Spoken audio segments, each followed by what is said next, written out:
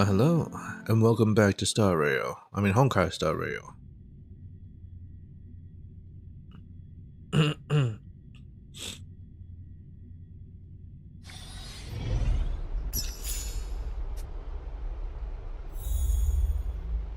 We're not doing the train. Stop telling me to do the train. We're doing this. Anexa on an afternoon's dialogue with the divine. First, let's check our thing. 207. 9 hours. Okay, that's a lot of time. On the Dawn Cloud. I've had enough of this. Could the 15th entry hour arrive any faster?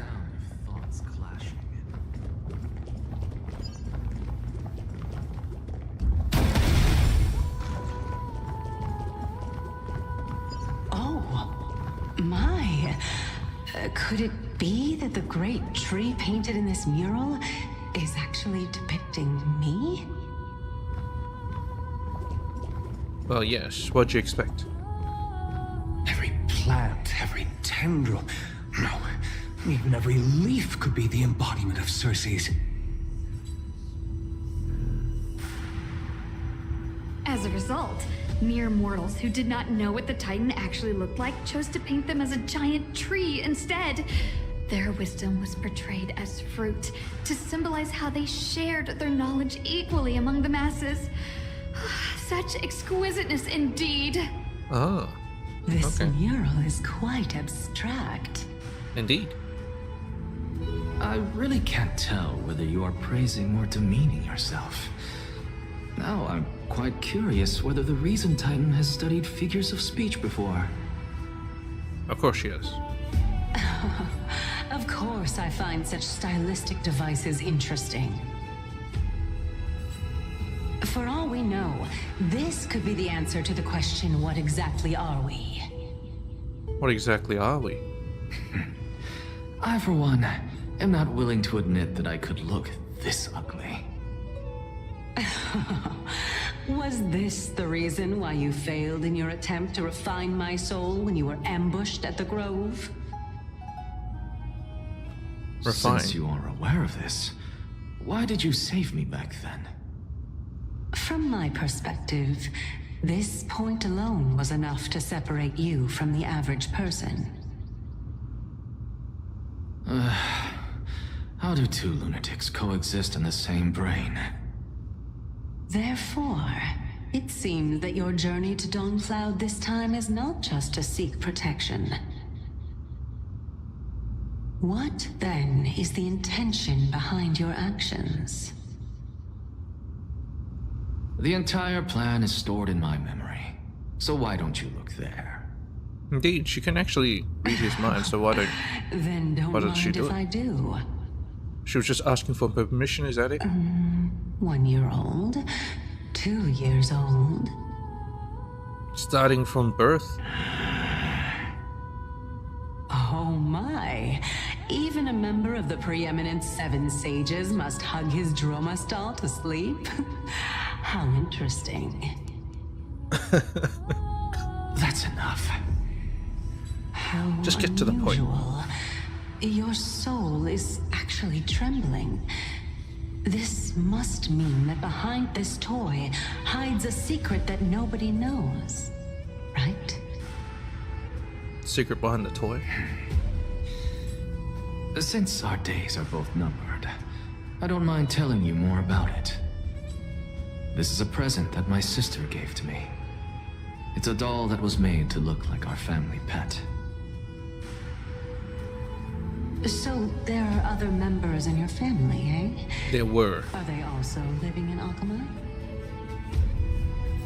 Don't you just love to pick through my brain? Go on, continue flipping through my memories. I think his home was destroyed by the Black Tide. It won't take long. You'll discover the answer when you reach the memories of when I was 5.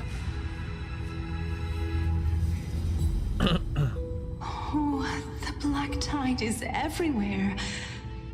I can't bear to look. Yeah, it's pretty obvious. When I was young, I couldn't accept this outcome either. Georios, Aquila, Kefali, and you, of course. Although I prayed to every Titan that I could think of for help, my efforts were ultimately futile. This...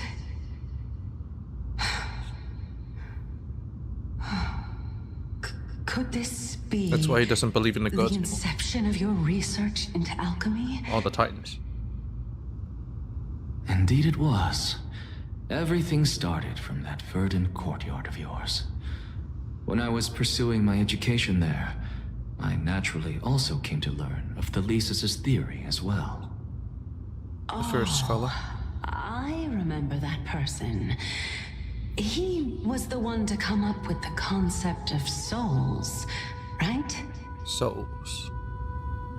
Not only that, he also believed that life, as well as the composition, movement, and transformation of matter, all stem from souls themselves. This is why I thought that, since all living things stemmed from the same origin, why could I not sacrifice myself in order to resurrect my nearest and dearest? That's forbidden alchemy, man. Anaxa, you... Empedocles? I did it, teacher. What did he do? But this is absolute blasphemy. Regardless of how much freedom the Grove provides, such an act could cause you to be burned at the pyre. Burned at the pyre. Your beloved, where is she now? Send her away from the Grove at once, to a place where nobody will ever be able to find her. Otherwise, the both of us will be judged by the Council of the Seven Sages. He actually managed to do it? Calm down, teacher. My sister, Sister. she's still not in the mortal realm, even to this day. What summoned her soul instead? What do you mean? It was naive of me to think that I could snatch the Ceased from Thanatos' grip by merely sacrificing one eye. So I took his eye. Equivalent exchange. All I received for that price was but an opportunity to see her for one final time. Nothing more.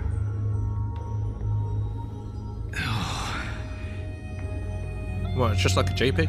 Let it go, Anaxa. As one of my best students, I cannot watch you go down the wrong path without doing anything to stop it. Never do something taboo ever again. Don't disappoint the deceased, and never harm yourself. If you can do that, this classroom will still be yours, and you'll have a chance to live out your own life.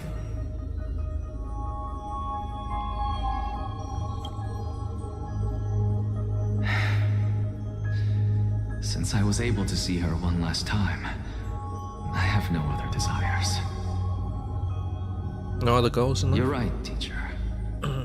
It's time for me to start a new life. I am sincerely glad for you, child. Now then, what topic would you like to study? Souls. I wish to continue Thelesis' research.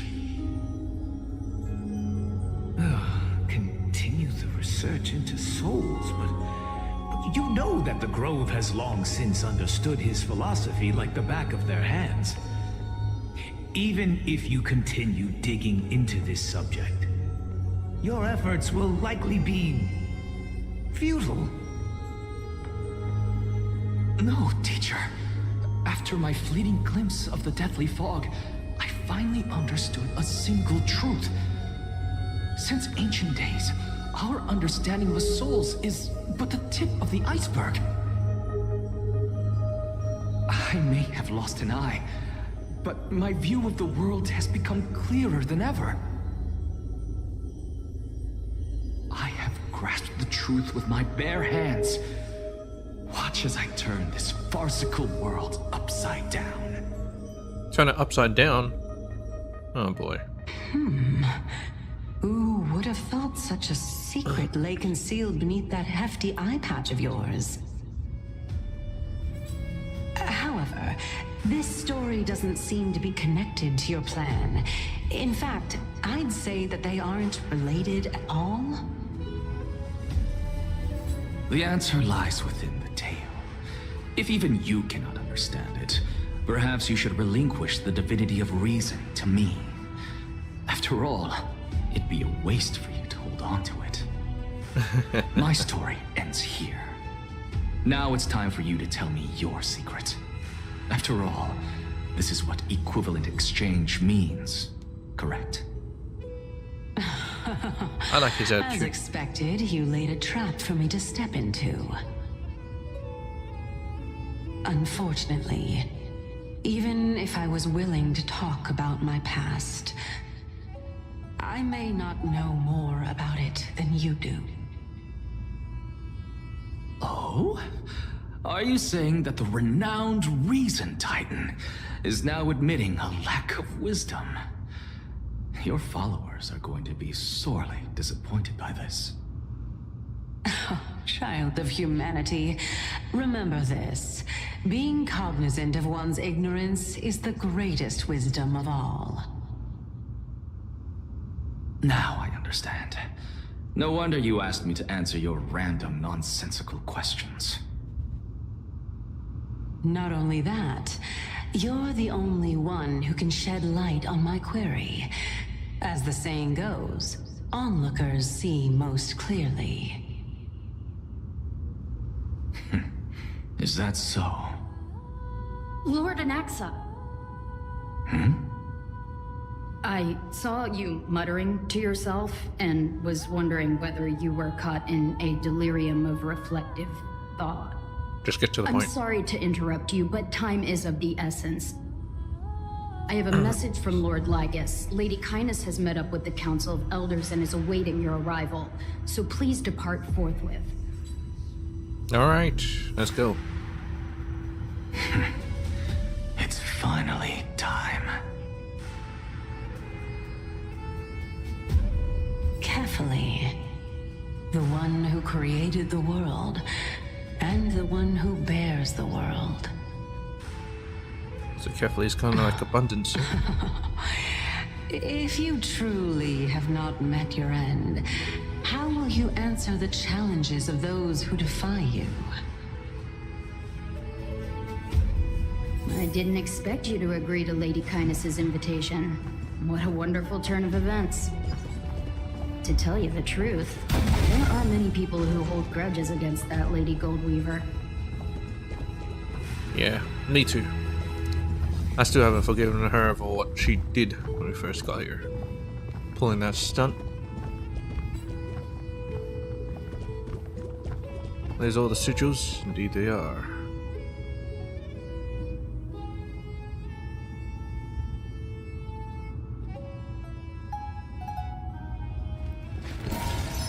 Yeah, they're all here. How they managed to get them floating like that? Isn't that the Dromas draped in finery? Avoid his gaze. I don't acquaint myself with blasphemers. Don't worry. He's too full of pride to pay us any attention. Your nickname is Dromas as well? You must really like those creatures. Indeed he does.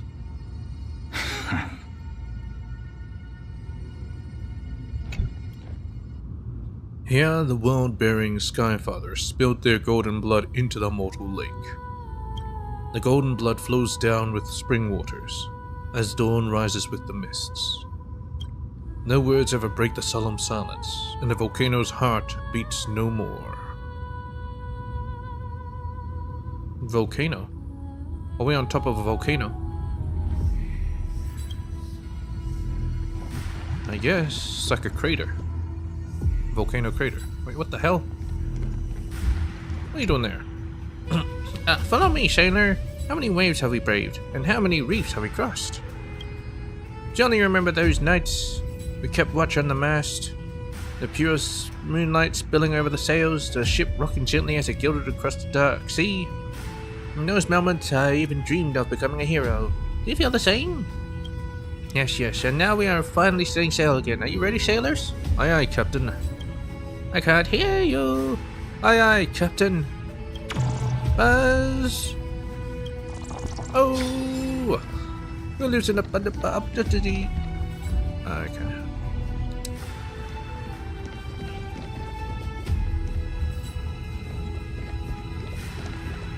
Alright, let's go.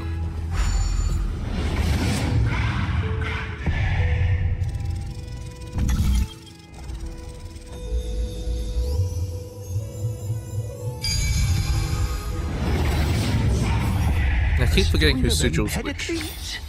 I hear that his views run counter to the Venerationists. This is what being a scholar is about. A collision of ideas only occurs when there are differences in beliefs, and it is such collisions that lead to progress. Yet, in my view, there are only right and wrong perspectives, neither of which can coexist with the other. What radical thinking. I guess this is why the children of humanity always squabble with each other. How boring. You seem to be avoiding that Goldweaver person. Lord Lygus and Lady Kindness are just ahead. I'll take my leave for now. You interrupted Cersei, you bitch.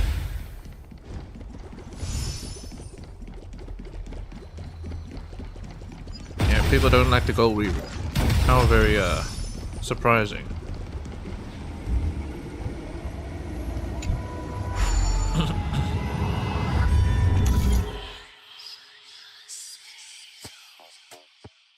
One, two, three, four, five, six, seven.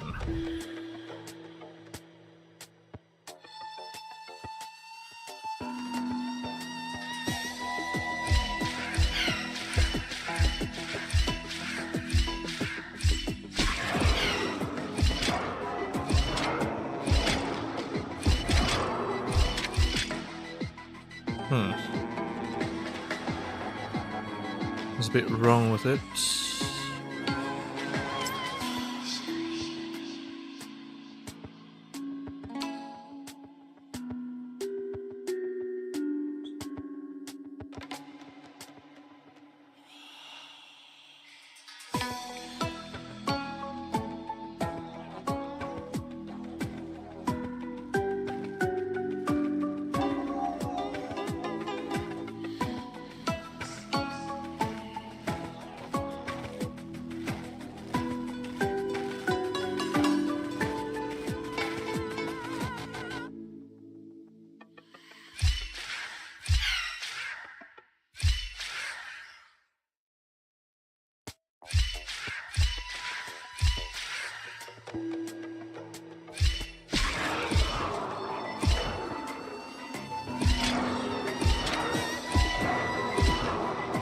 There we go.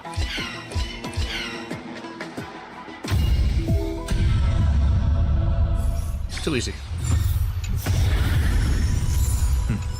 Go melt it down.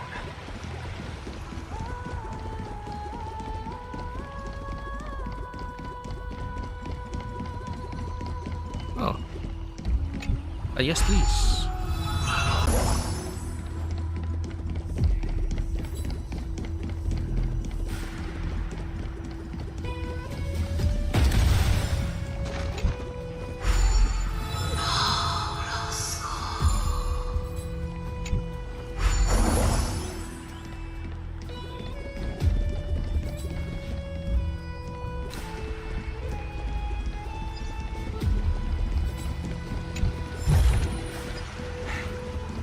I can just ignore this. Ulysses, aristocrat. He'll probably come back later. And Glycon, hero of the arena.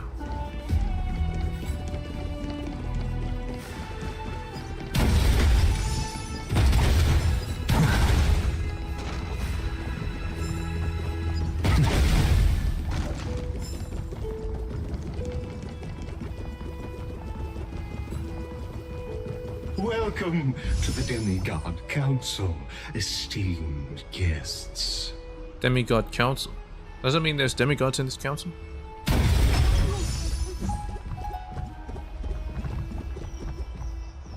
Lord Lord Anaxagoras. Oh, I've heard so much about you. She said his full name. Head of the Nusporists of the Grove of Epiphany. What's in that cube? Notorious blasphemer.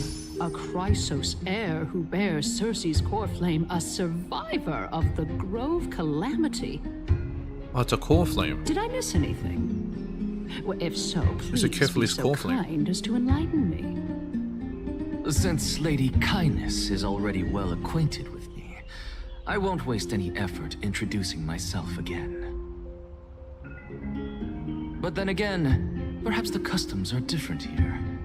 Back in my hometown, there is a form of etiquette known as honoring guests.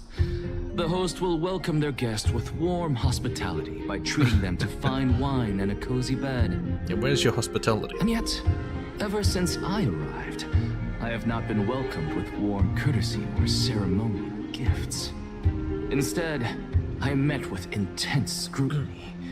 Even more absurd, the host has sharpened their blade and instructed their servants to lie in wait in the shadows.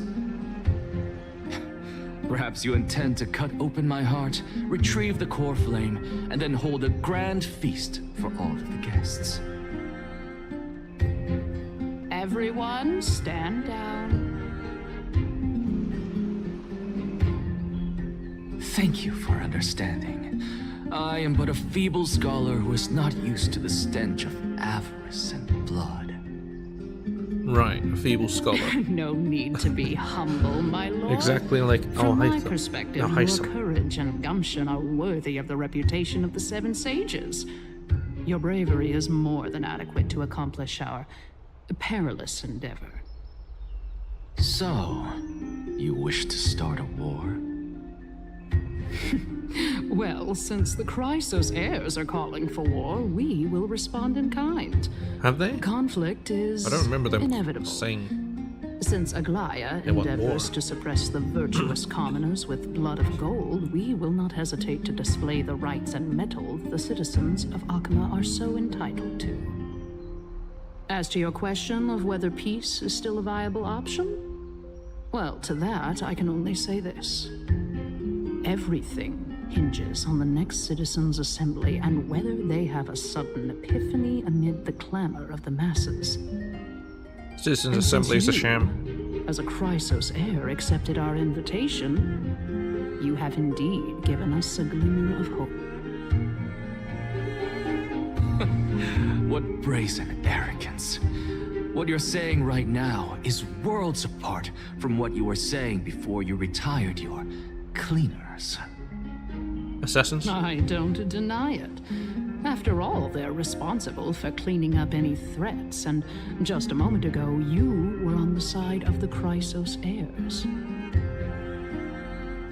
But now that you're an ally of ours, we Not can necessarily. continue talking somewhere else. As you know, these walls have ears. Golden threads reach here?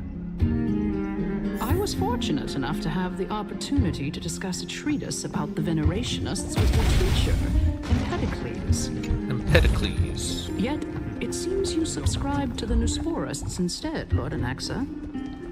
I've heard that this school of thought is one with many detractors. Theater It's beneath normal for the ideas God's to have watch. supporters and dissenters. Just like how there are two types of people in this world. Geniuses and dimwits. An assembly for mortal debates, a theater under the God's watch. Here at the center of all beings, we dare to listen, speak, and deliberate. Reason out rules, establish laws, and pronounce death. Oh gods, does this amuse you?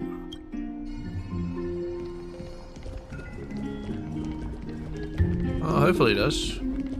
What is this? Ah, it's an anchor.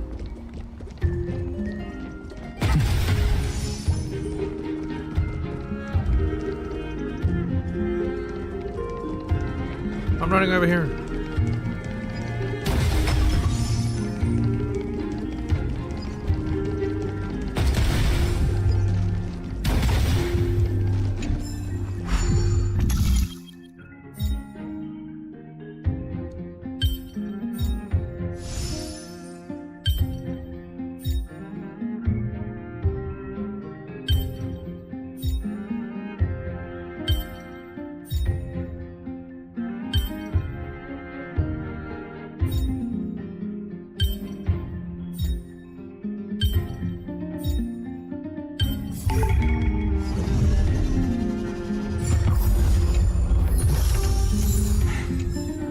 guess I can just ignore this.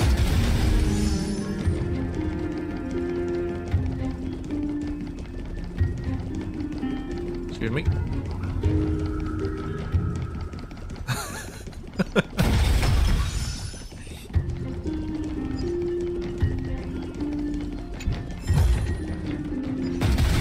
Go melt it down.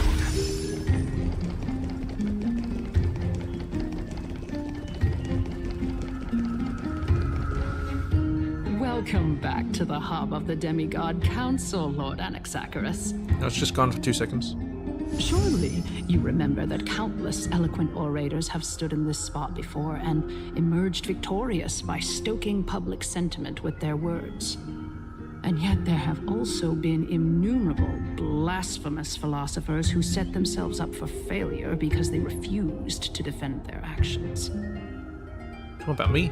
This tiny stage is the most profound embodiment of Akama in centuries. In 15 days, this site shall also become the most important, as well as the final turning point in Akama's history.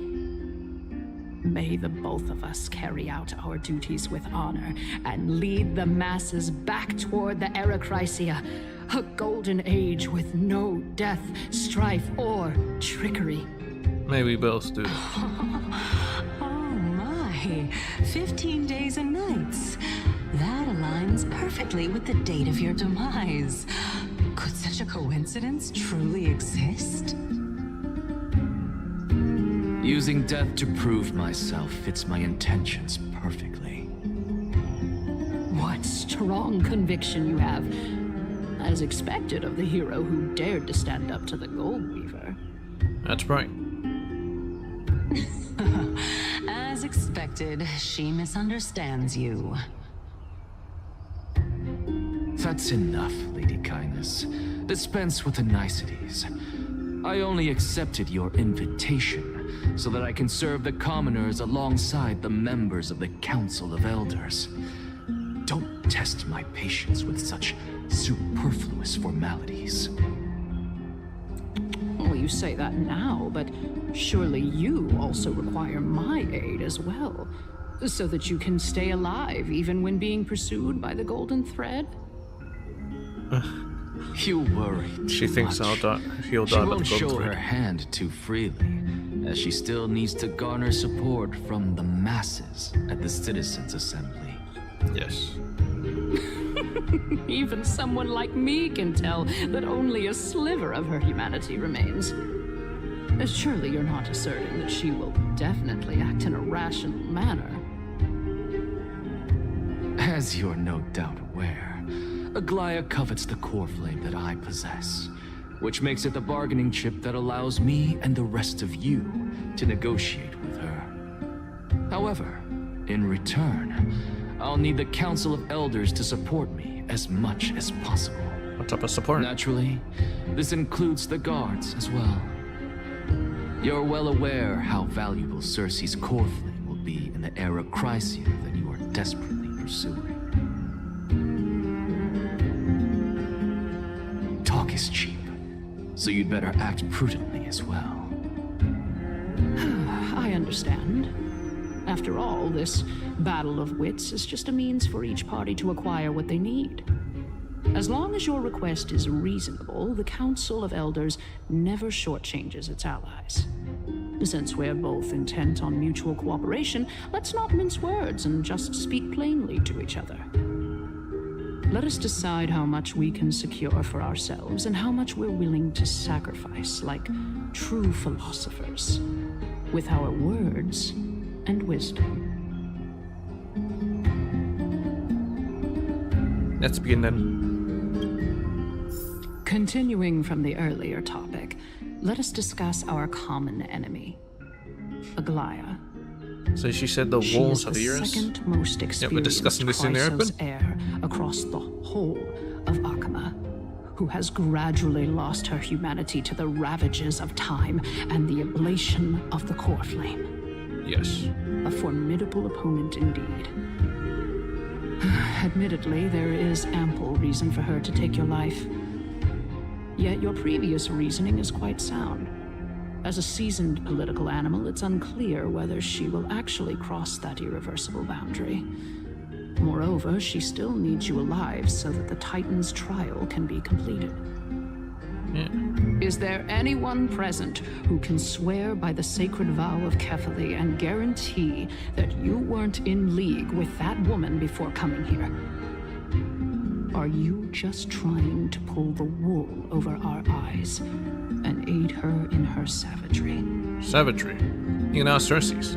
She's prepared to execute. She just needs vassals who will do her bidding without question. If Aglaia required a suitably intelligent Chrysos heir, then I'm the best fit for her needs.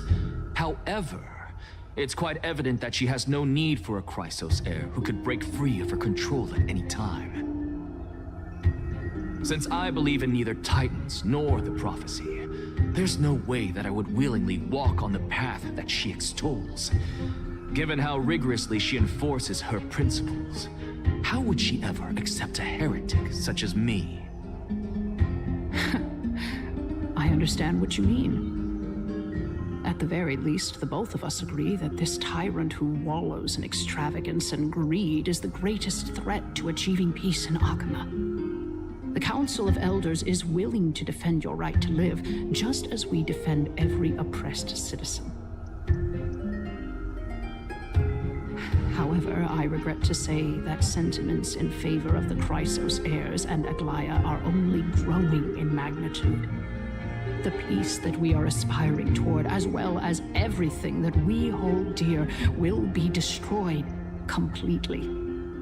The city will be burned to ashes, and the citizens' blood will be shed.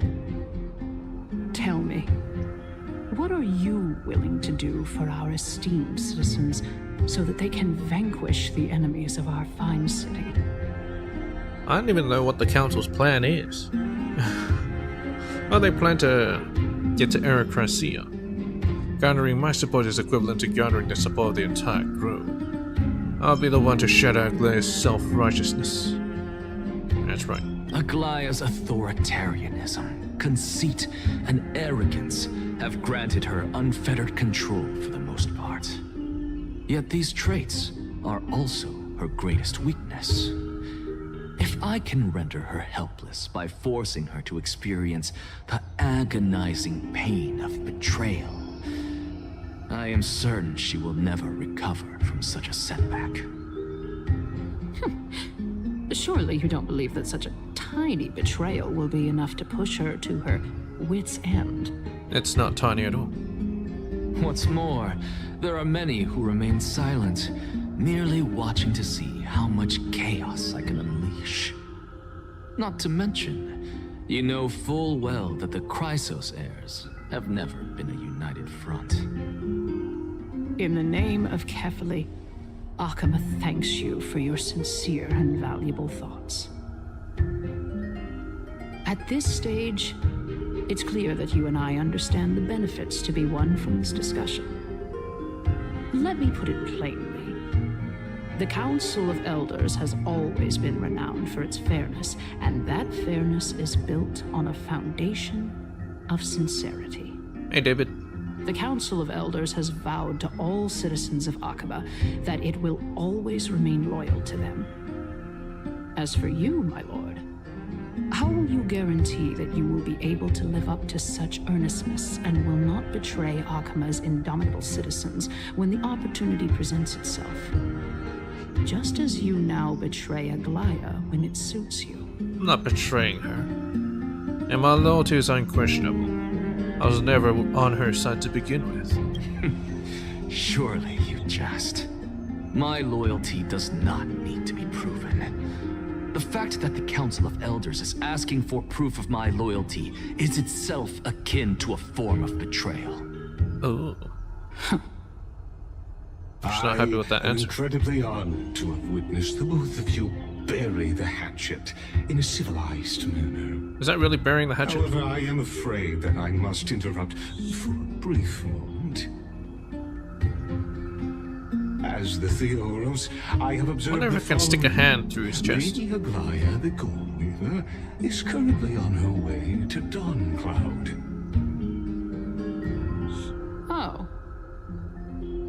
Well, I do believe that we might have a slight overabundance of guests today. I'll leave you to it. Feeling dissatisfied, Lady Kindness? Despite the Council of Elders' lofty residence on Dawncloud, it must still tolerate the whims of the Chrysos heirs. So you were holding back just now. Seems like you are better at playing this game than I. In any case, I'm glad that she's arriving here. So tell me, Anaxagoras, now that you're an ally of mine, if Aglaya were to demand that I hand you over, what should I do? You can do as she says. Just do Tell it. her that the Council of Elders merely wished to chat with me and had no intention of offending her. It's just the citizens' assembly that matters. However, by doing so, the authority of the Council of Elders will be as thin as papyrus that has been soaked in blood. Not Soaked only in can blood? it be destroyed at the slightest touch, but the Council will also lose possession of a valuable core flame. No, more like 2 core flames. After all, Careful, Elise. at the next Citizens' Assembly, that young lady who is synonymous with death will also be standing on our side. Castris will be standing on our side as well. Oh? How can you be sure of that? Is that of importance to you? All you need to know is that I have a plan. In my opinion, you should be more worried about the impending threat. If Aglaya can seize me in full view of the masses today, she could also dismiss the entire Council of Elders in one fell swoop tomorrow. If that happens, the discussion that we've just had will turn into an utter joke instead. Is this the outcome that you wish to see, Lady Kindness? Fine. I will handle this matter appropriately. But you do best to remember this. Fool the people and karma will be on your tail. I'll overlook it this time, but don't count on there being a next time. Okay.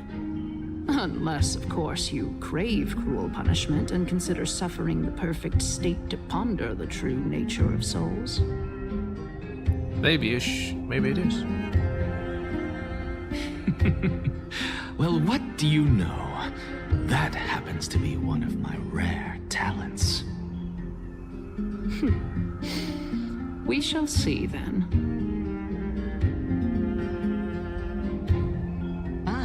I've got to say that you've managed to really impress me again. But shouldn't you be going after more? Dying to know what I'm after. I mean, I'm the reason Titan after all. It is in me to ask and seek answers. Easy there. You'll learn the answers soon enough.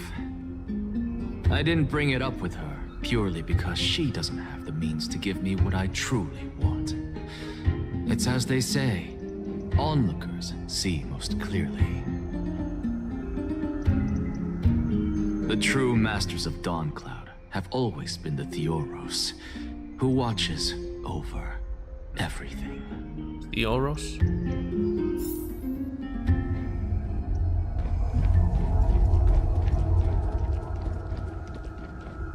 An expected visitor. Welcome once again. I wasn't actually gone. You know, you could actually skip all the pointless debate and come straight to me to seek an audience with Kefali. Alright, we're gonna see if it twitches. I have no reason to refuse you, do I? You may not, but Kindness has. Whoever gets hold of Kefali's core flame will get to rule over Akama. Well, is that how it works? She's wary of me, so naturally I had to gain her trust. I would say that debate was not at all pointless. Very true.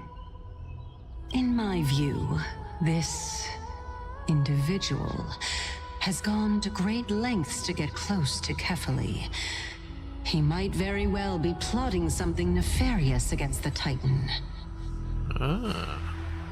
Are I knew you it was evil. still willing to let him pass, knowing this? Oh, it's just all about me. Yes, very much so. All living creations are always free to visit Kefale's transcendent vessel. It's all about Goliath. This comes with being the world bearer. How convenient it is to be able to hear what they say. Yeah. It is truly my honor to speak to a venerated Titan in person. Please, go ahead. Let me join you both on this journey. Also reminds me of Lloyd.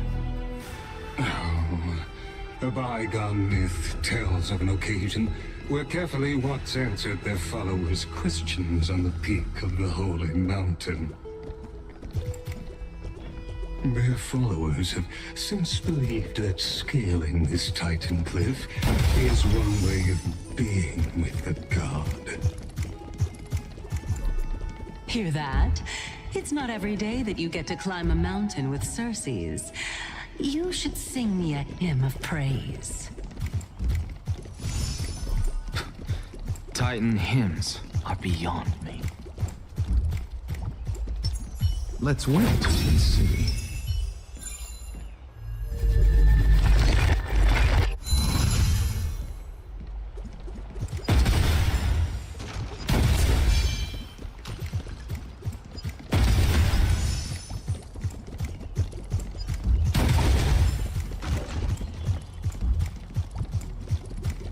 I don't know who built you, but they should have given you wheels.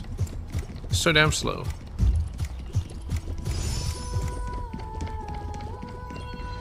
God damn Go it. on ahead. Take this Iannis shortcut, and the long pilgrimage stairway will be waiting for you at its end. It doesn't look like a stairway, it looks like an elevator. I have to admit, I never expected you to not ask me anything. Not even my motive. Because I know very well what it is you are after. Pretty As the knows. saying goes, a gentleman helps others achieve their goals. I have a feeling that your theory will be validated at the end of this journey. I believe Kefale will not deprive you of your right to ask your question, especially now that you're on the brink of death. You must be closer to Kefale than anyone else. Wouldn't you agree? Would that be Thanatos? I hope things go as you say, then. Putting a child of justice into a farcical world is bound to turn it upside down. Upside down again. It is my hope that you bring a much-needed change to this world which is on the brink of destruction.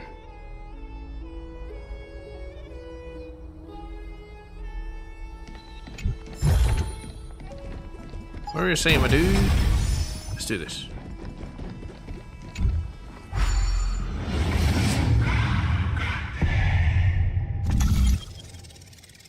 It's really far away.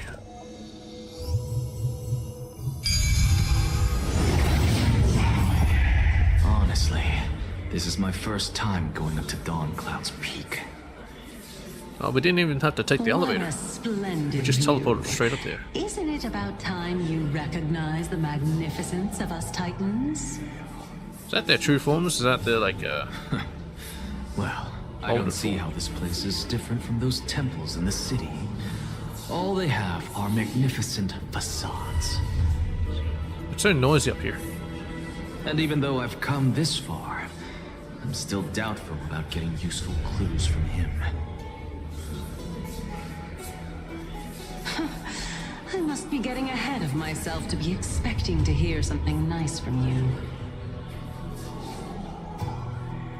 Oh? Haven't you been in my head for some time now? It's high time you get used to how I feel about things. Alright, we're just a short hike away from Kefale. No time to waste here.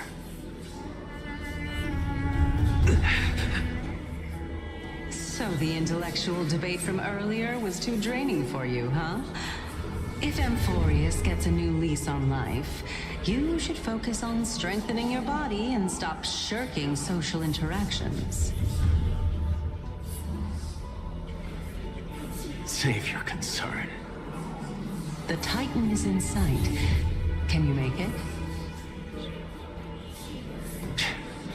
Why? Are you going to carry me up if I were to fall now?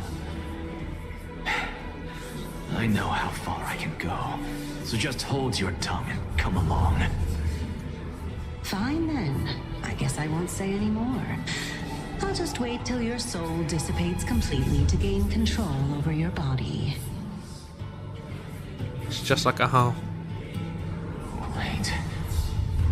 Is that Cersei's? It's a past remnant. Hey, look at that. Past fragment. Huh? What should I be looking at?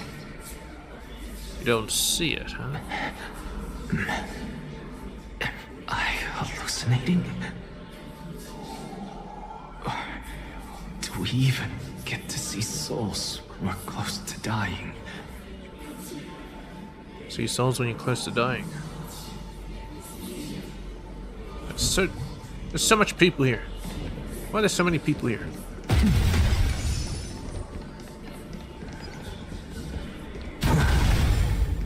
Well, maybe he wants to hallucinate and don't see it anymore. Oh, wait. Oh?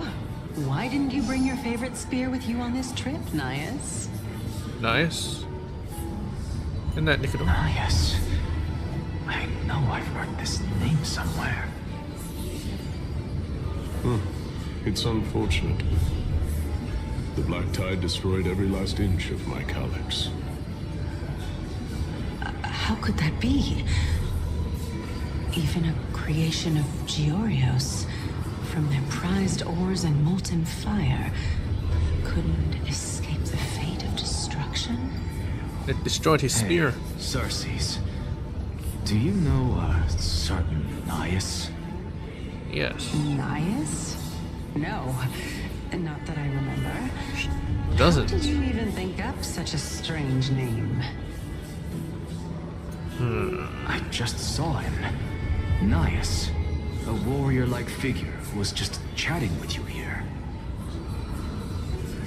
No, I have no such memory. Could you be hallucinating? She's getting old.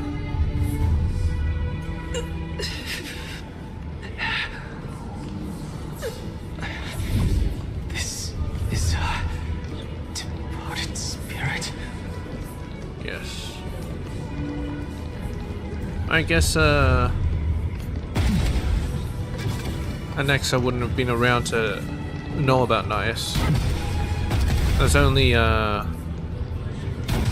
me and Casterus.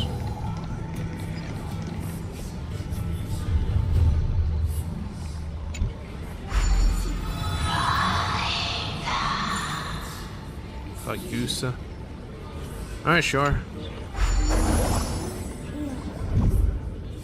Offer greetings to Kefalik. This is a pilgrimage platform dedicated to devout believers, but you and Exagorus never kneel to false gods. Look at him kneeling.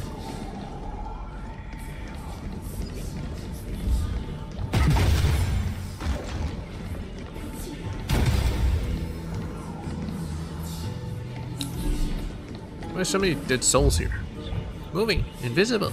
Oh, traveler from a firebuzz. 100 challenges have already failed my trial. Will you be the 101st?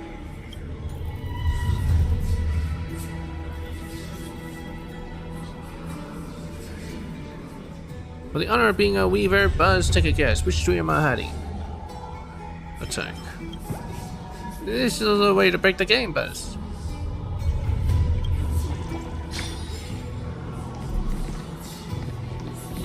You're hiding in that one. What the hell is...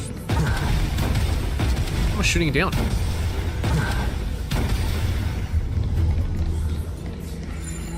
The projectile motion doesn't seem quite right. Hey, buddy. If I didn't know any better, this would have been Thanatos, not carefully. Or maybe that's the point. Maybe this is carefully. Send me over. I mean, Thanatos. What the hell was the hand of Zag here?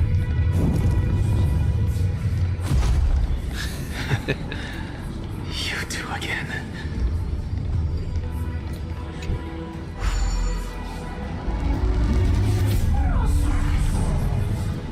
Falcon. Punch! Oh. Falcon. Punch! Wonder if we can punch carefully. Falcon. Punch! Let me try to touch to the vine. Ah, right there, Falcon. Is that a butterfly? Punch! 5! Oh, I see another one. Can I go over here? Oh, I can. Not.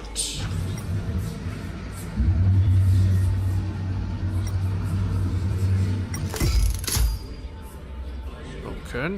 Punch!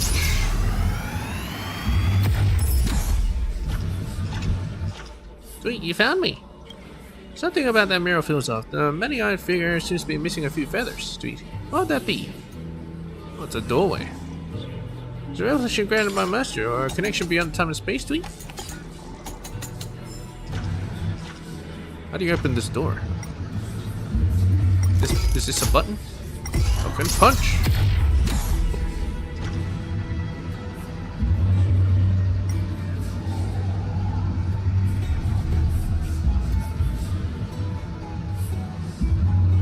I would have thought that would be a good spot to hide some coins.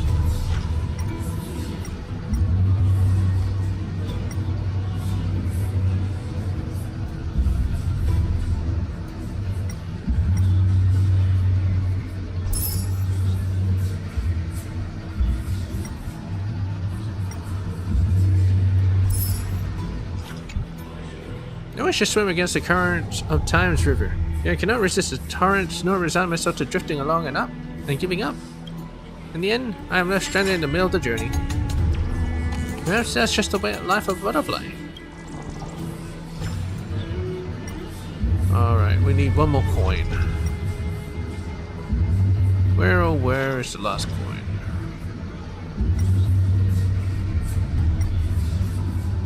Oh, there it is. Thank you.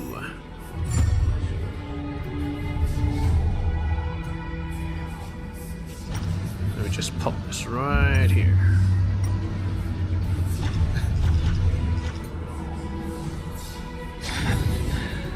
You two again. Not too shabby. Useful for alchemy. They're here to visit their friend. Did Kaos ever reply to you? Kaos? Well, regrettably. Seems like the price of becoming a demigod is a lot heftier than we thought.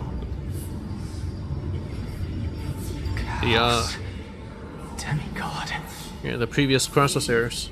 I've never heard of this person. Which Titan's authority did he inherit? Thanatos. Look on the bright side, Nias. Since we've come all this way, I doubt he'd snub his old friends, would he?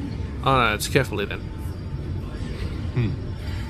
Let's just hope we mean as much as the world to him. Hey! Are you seeing that same hallucination again? A little bit different. Yes. You know, Chaos? It's still you and Nias, but you're now talking about a certain Kaos.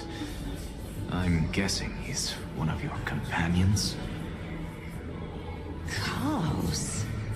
This name sounds just as strange to me. Never mind. I think I know what this is about.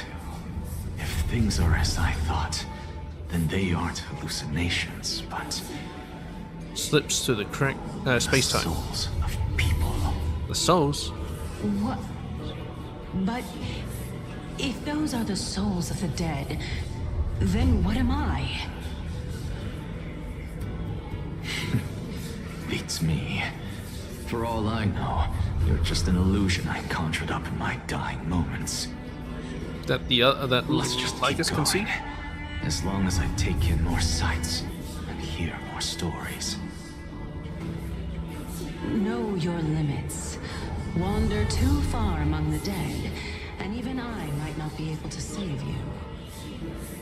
These look more like fragments of the past. They can see. If this is indeed as I thought, then this would be very amusing.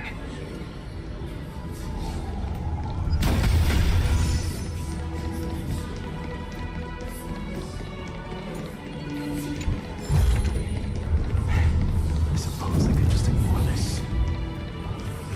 Unless they really are the dead. Then this must be Thanatos. I already got this. Arnix, get out of here.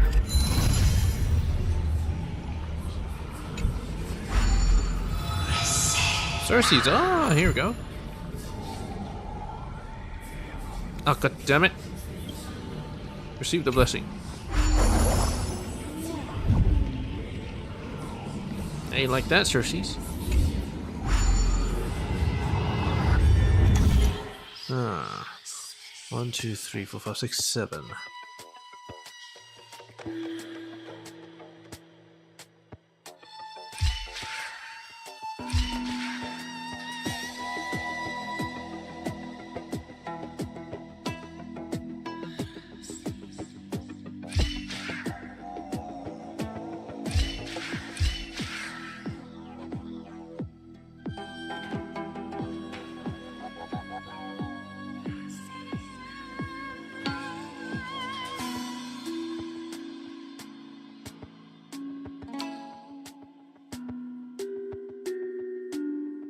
No, that's not gonna work.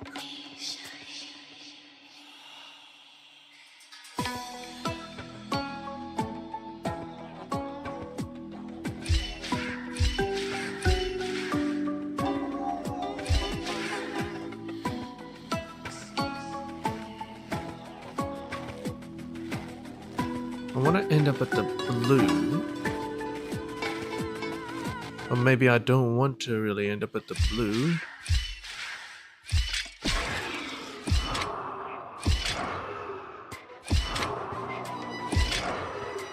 There we go. I was thinking I should end up at the blue switch, but it's like nah. Then I would be able to get across. Hey, Nerea, and hey, butterfly. It said that tying a wind chime while making a wish here allows the Sunbearer to hear our wishes. My wish is simple, Buzz. I hope for Sunshine tomorrow to dry my dew-soaked wings. Alright. Just floating there? But dang. So, we meet again. I'm sure. Oh, dang it. Having a good time there? Can you keep going? Of course. I'm just... If I knew we had to climb a mountain, I wouldn't have come along with you.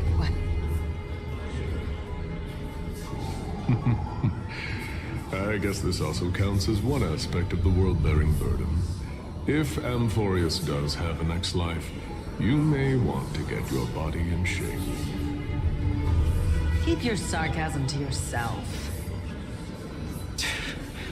I'm not getting anything of value from them. Oh, god damn it, I missed a butterfly. I would sooner throw myself off this cliff and hit rock bottom than exercise even a little. I am Calypso of the eminent Seven Sages, after all. Calypso. Training would make me no different from those Helcalithist barbarians. So she wasn't lying when she said she was Calypso. Calypso. She's one of the Seven Sages. A member of the Grove? That's the previous lifetime. She can't be. I would know her name if she really were one of the Seven Sages.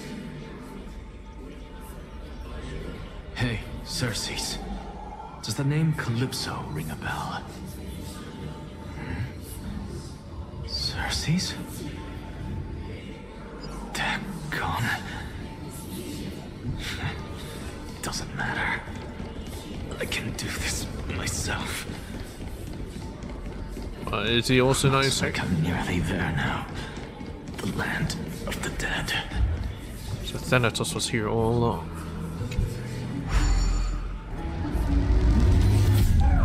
Alright, where's that damn butterfly? There you are. Oh, can punch? Nothing is impossible, you keep trying. One day I'll climb to the top of the cliff and stand shoulder to shoulder with the Sunbearer, Buzz. Wait, oh. How can you fly? That's unfair, Buzz. Oh, I can fly too. Never mind then, Buzz.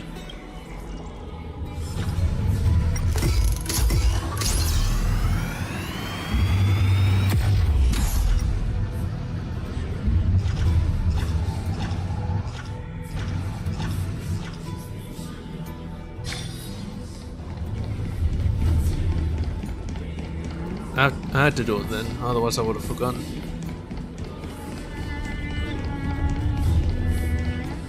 I already know the whole what they're trying to go for. It's that they were the demigods of the previous cycle and they became the Titans. Now we become the demigods of this cycle. We kill the Titans and we become the Titans.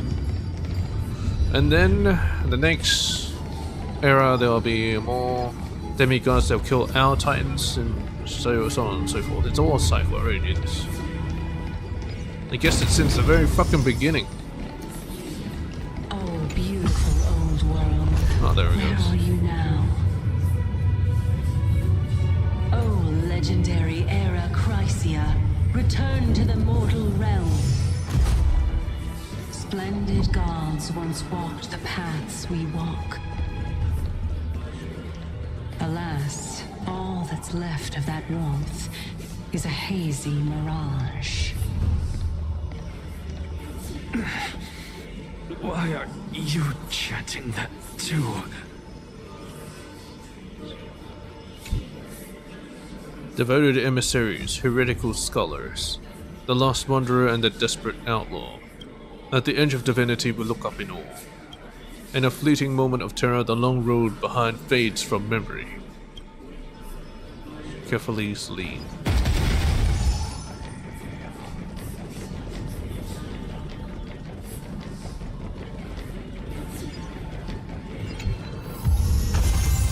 Knew that there was be something here.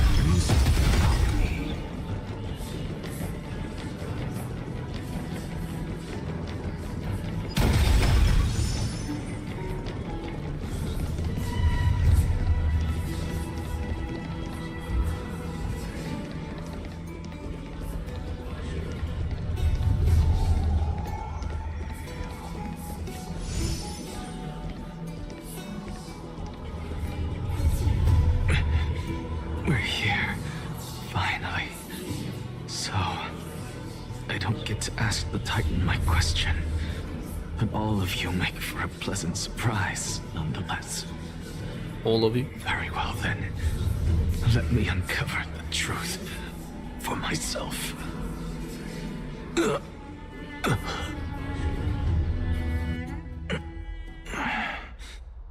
I still fail to make it in time? Well, did it take more than 15 days to get here? So, I'm back here again. This is... I can hear it. I hear it from the depths of the tides, behind the closed doors of the void world. A voice ready to tell me something. This time, The voice is a lot clearer than before. They're not crying anymore? Since we've come this far, let's just wait. Like there's horns of war whenever Nias talks. Lord Nias and Miss Calypso, are you both here to visit Chaos too? Is that Thanatos? Yes. That looks like Calypso. And we've Casarus. been waiting for quite some time now. Regrettably, he hasn't answered us. The worst case scenario is that he's already been overwhelmed and crushed by the world-bearing burden. You're overthinking, Lord Nias. I can still sense Chaos' soul in the area. Yeah, that's Thanatos. And besides, we both know Chaos' nature.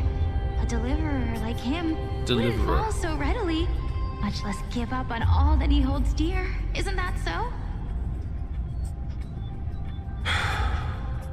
Yes, I have faith in him. It's fine on. That reminds me. Why are you making this trip alone, Polixia? Polixia. That's the name of Thanatos. Oh, my sister needs more time to make sure the flowers are fine. Sister?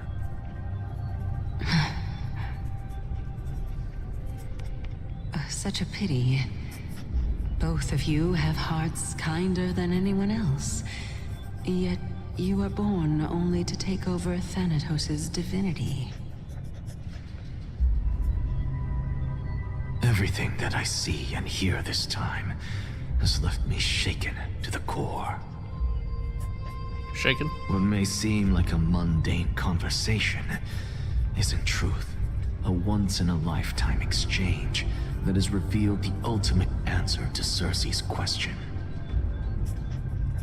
The conjecture has taken shape and must now be solidified into a theorem. Next, I only need to seek verification from Kefali. By doing so, I can answer Cersei's question and reclaim my body. But no, I will not do that.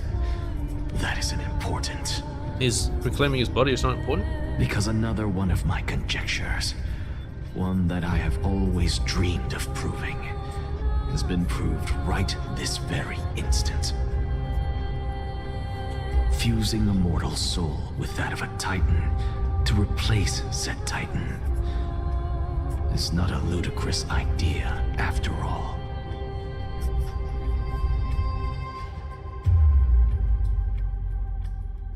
I already knew it. What are you thinking about? He's always thinking it's not going to say anything. Just amazed at how this towering tree is Cersei's divine body. It's a majestic sight. Is that so? You don't look the slightest bit amazed, though. Plus, you seem to be strangely familiar with the city around the Great Tree. Merely something from the past that I won't go into. Events of the past, huh? Yes. I was also a child when I looked up at Cersei's. Their leaves and branches reflected the sparkling stars. And their trunk was like a pillar that supported the sky and ground.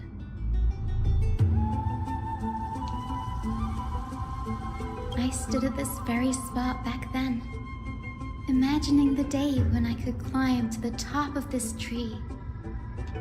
Because I would be the closest I can be to the sky at that spot. I suppose, yes. A lot of children want to do that. You're a sky priest, yet you study at a place that is home to the recent Titan. That's rather counterintuitive. I won't say it's really counterintuitive, because she does study at reason. Whatever. Don't read too much into it. I mean, can mortals even hope to reach Aquila's realm? They're a strict and draconian god. Nothing like Cersei's. Reason is willing to share what is theirs with others, but Sky only expects people to revere them. You get what I'm saying, right, Danny? After all, That's his nickname, the Danny? titan that imprisoned you and Grey here in Amphorius is none other than Aquila themselves. We don't know that, we haven't tried.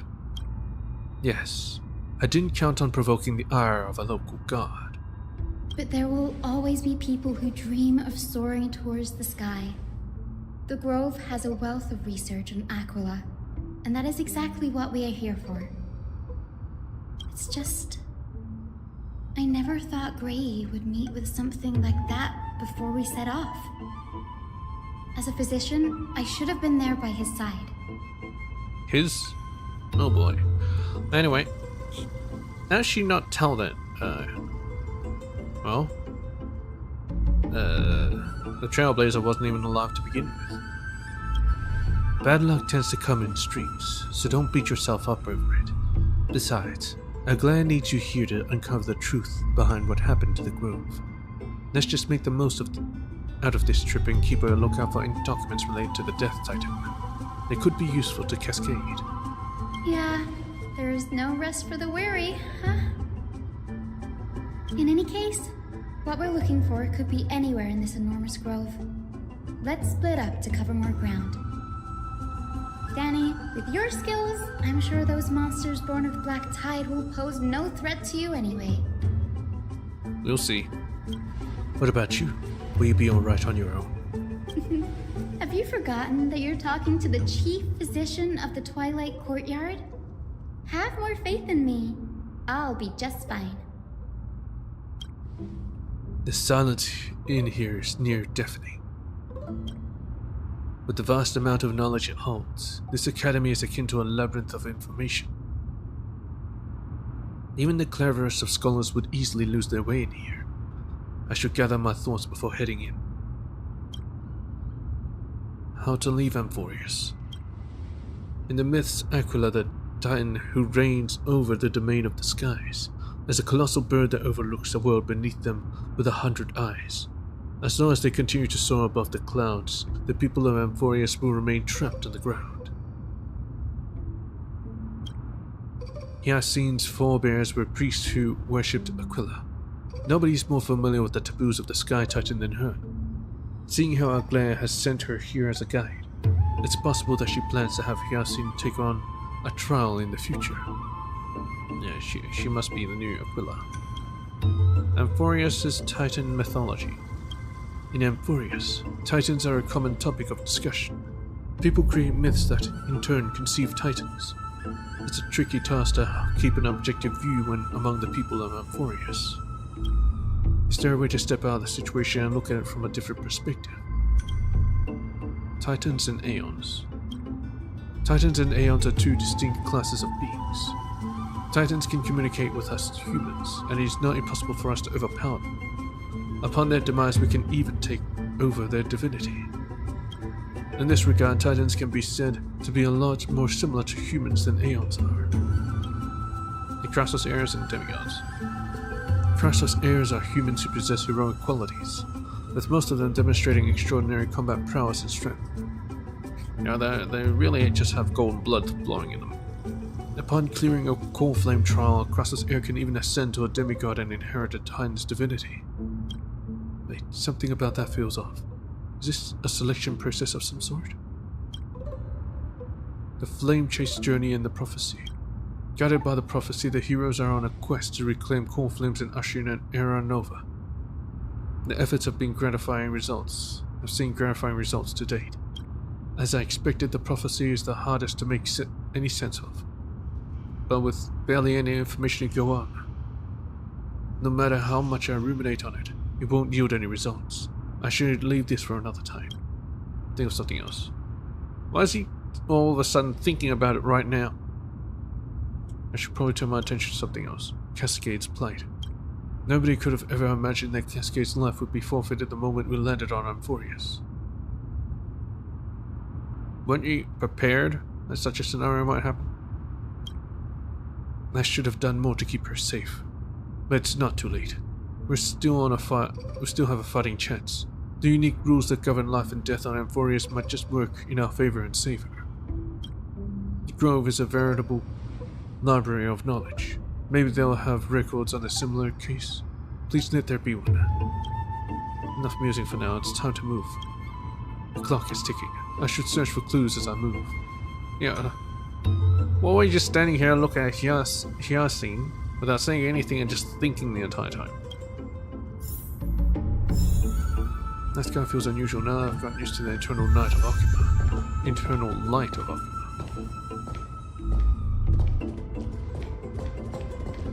Finally, it does something for once.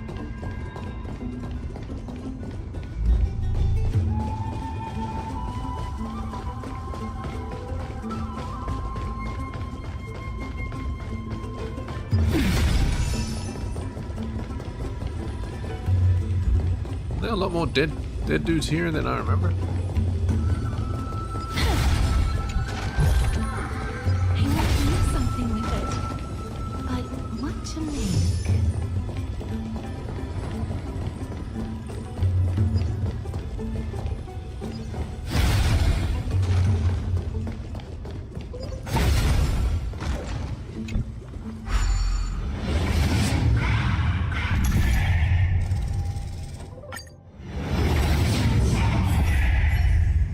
What am I missing here anyway?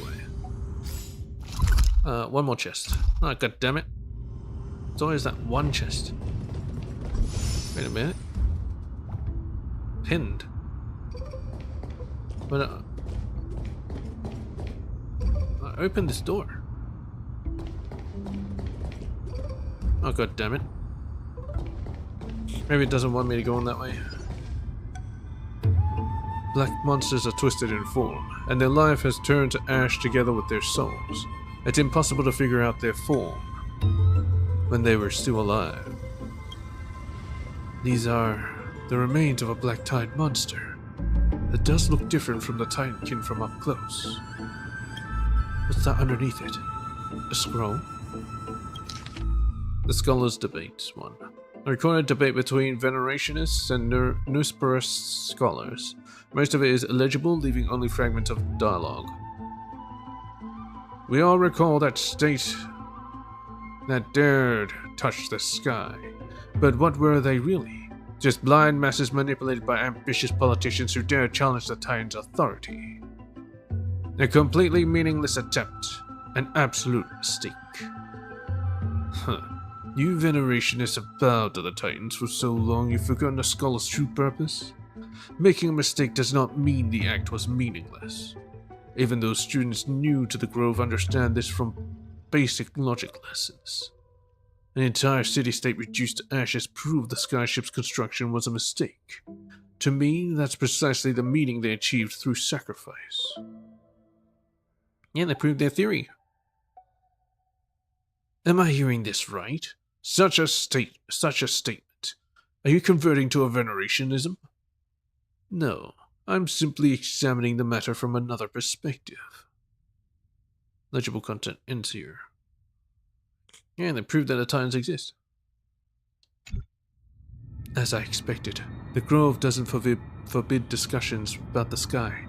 It's a debate between two scholars about the skyships. Aglaia also made mention of the ships when she interrogated us.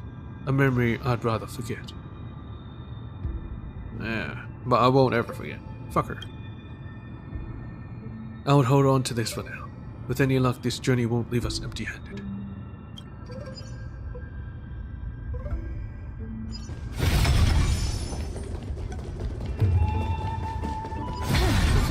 This place will be inundated with enemies. Oh my god. What the hell is she doing there? She just chatting with them? That's Hyacinth. Why is she surrounded by so many monsters? As much faith as I have in her, it's probably a good idea to help her out here. There. Really now? This is way more trouble than I could have asked for. Need a hand? Or you could sit back and watch. Okay, I'll do that. I can't tell if you're serious or not, but being hard to read isn't without its perks, I suppose. I'm kidding, Danny. Lend me a hand, pretty please? Alright, now let's get him! Okay. What a pain in the arse. Repent. Didn't need a fight at all. God damn it. Life is not so as you wish.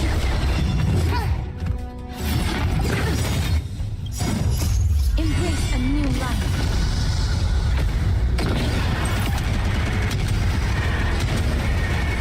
May death protect us!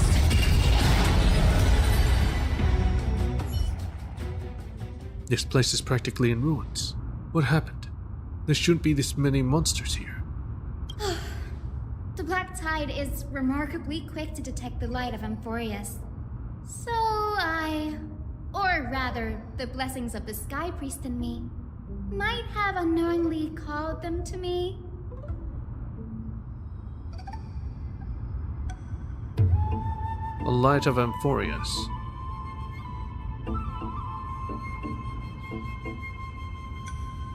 But it's nighttime here, and because there's a Sky Priest here that draws them to this place. However, Okima is all lit up. So shouldn't they be drawn to Okima? Anyway, never mind that for now. Here, you might want to have a look at this. I found it around here and thought it might be of interest to you. Scholars Debates 2. A debate record between two scholars must an illegible array. Euthipro? Well then, enlighten me. What exactly do you mean by examining from another perspective? Well then, enlighten me. What exactly do you mean by examining from another perspective? Simple. You see, when we stand normally, the sky is above. When we stand on our heads, it's below our feet. I don't even want to know what kind of situation inspired you to make such exalted theories. By the way, I have a student who loves to write satirical comedies and once wrote about a fool who could not figure out a question no matter what. As I said, there's no reasoning with you venerationists. You're like dromeses, huge yet always gazing downward at the earth, while I want to be the wasp that sings the dromes. What if that state tyrant's defeat simply proved that among all paths to Aquila, the skyship was the wrong one? Anaxagoras, you impious blasphemer, mark my words, you eventually answer for your sacrilege. I doubt your students or that young teaching assistant girl have any idea what secret research you're truly conducting. Young teaching assistant girl. Yeah, I had a feeling it was Anaxagoras. Anaxagoras. He's the scholar who fused himself with the core flame of reason. This is new. I didn't know Professor Anaxa was researching the sky. He's never mentioned anything about it. Finon said Anaxa might be opposed to the Flame Chase journey. Might is an understatement. Anaxa has never been one to venerate the gods, nor has he ever found it within himself to put any faith in the prophecy. People have come to think of him as a heretic, even in a place as liberal as the Grove. Yet, it is also this very blasphemer that Circe's favors. Fate sure works in mysterious ways.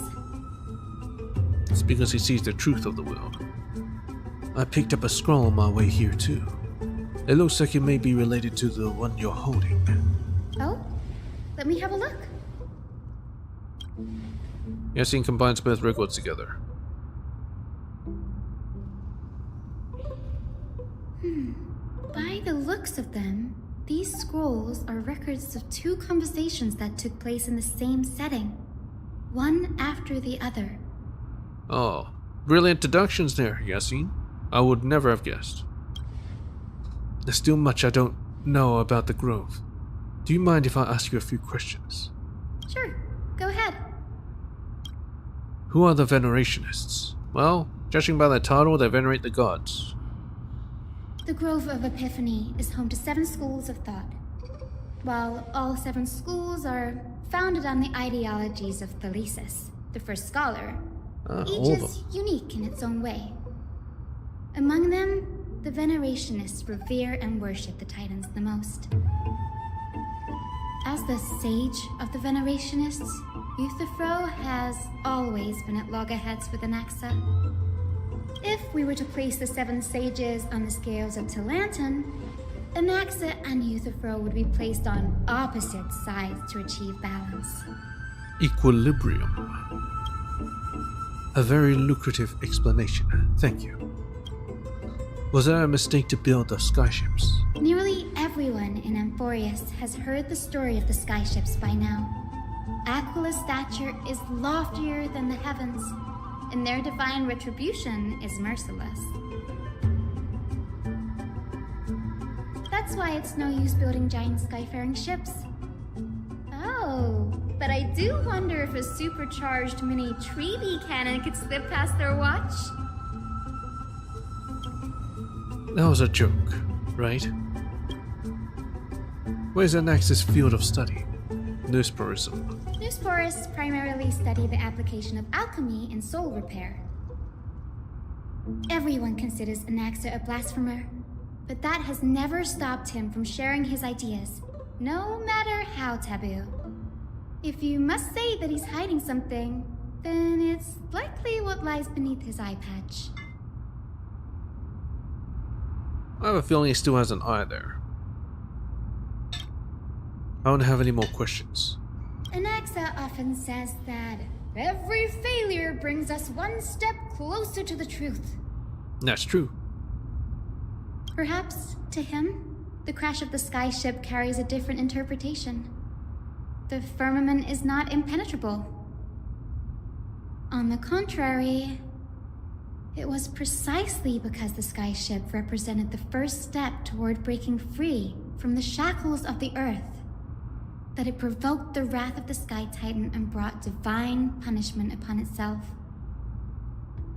It's a shame that the majority of the Grove's research on Aquila was headed by the Venerationists, with sacrificial rituals making up a predominant part of their findings.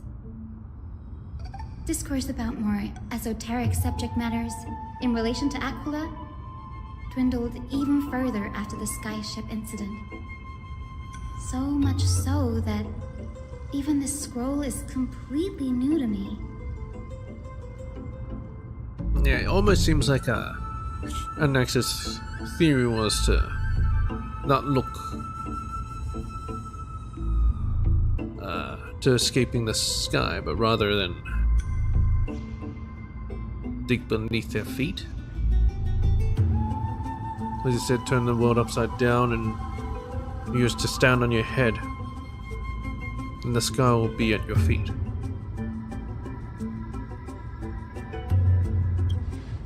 Don't worry about it. We'll just collect everything we can to find, we can find on the Titans for now. There's something else that's caught my attention. This says that Anax is conducting secret experiments of some sort. That's what I'd like to know. What are these experiments he's involved in? Even I, the assistant lecturer, know next to nothing about them. Oh, so she was the young assistant that was mentioned. I have a bad feeling about this. Could there be more to what happened at the Grove?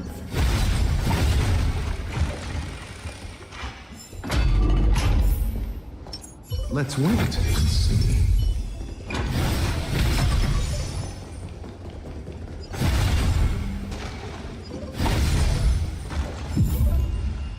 This is the Library of Philia, a place where the Grove stores its collection of tomes. Other than books written by the 7 schools, you can also find philosophical texts, ballads, and religious writings from the Outlands here. Cities that desire to learn from the Grove are apparently expected to contribute knowledge of equal value to what they saw. We've had more than our fair share of hilarious episodes over the years. For instance, It's said that the Erythrocheramists once borrowed a manuscript from a certain author, but ended up returning a copy instead of the original. What's more, the original manuscript was supposedly then hidden here.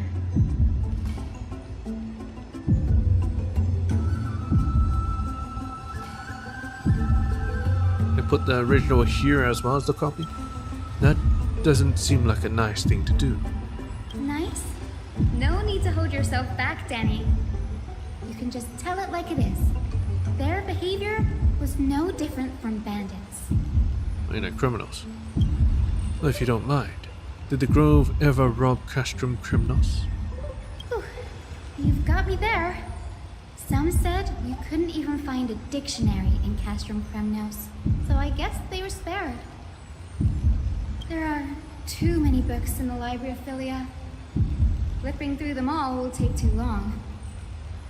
Why don't we use the Biblioslate to search for the texts we need? We can bring them back to Akama for reading after that. Agreed. This place isn't safe. We should leave as soon as we're done. There's still several more scrolls strewn all over the place. I'll gather them while you pull up those texts. This way, nothing will be overlooked. Alright, while she does that, let's just fix up the place, I guess.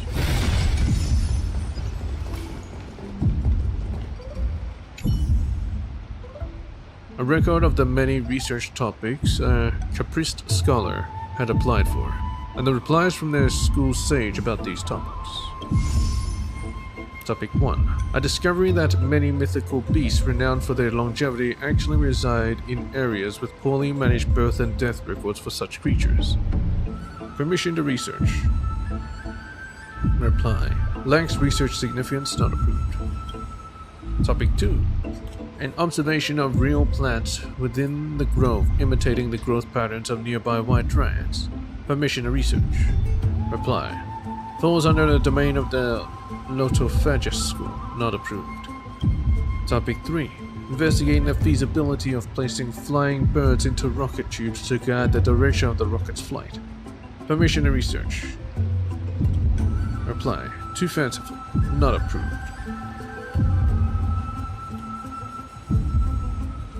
Put flying birds into rocket tubes to guide the direction of the rocket. What the fuck?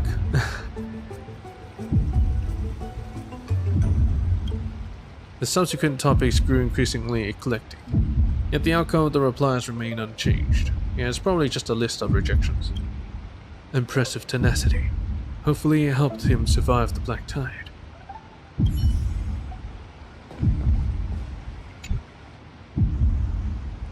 These are complaint letters from the scholars about Anaxagoras, the blasphemer. There's a thick stack of letters. Based on the dust accumulated and the perfect intact seals, the complainee did not even bother opening them, just chucked them aside into a corner. This is about Anaxa. I even shortened the name. I should read this. Here, Seed, you should come have a look too. Ugh, it's so dusty in here. Whoa. Are these all complaints about him? I can already see what they must have written. Anaxa has no respect for the gods. His very existence undermines order in our society. There are probably all things like that. Yes, that's why I chucked him aside. Does Anaxa hold that much influence? Why else would they call him the Great Performer? When Anaxa established his school of thought, the first thing he apparently did was read his own work to everyone. Oh. Are the Titans truly an accurate reflection of what humans think gods should be? Worlds created by gods are indubitably perfect, but what of Amphorius? Only foolishness and insensitivity everywhere you turn. An uncanny impersonation. What happened after?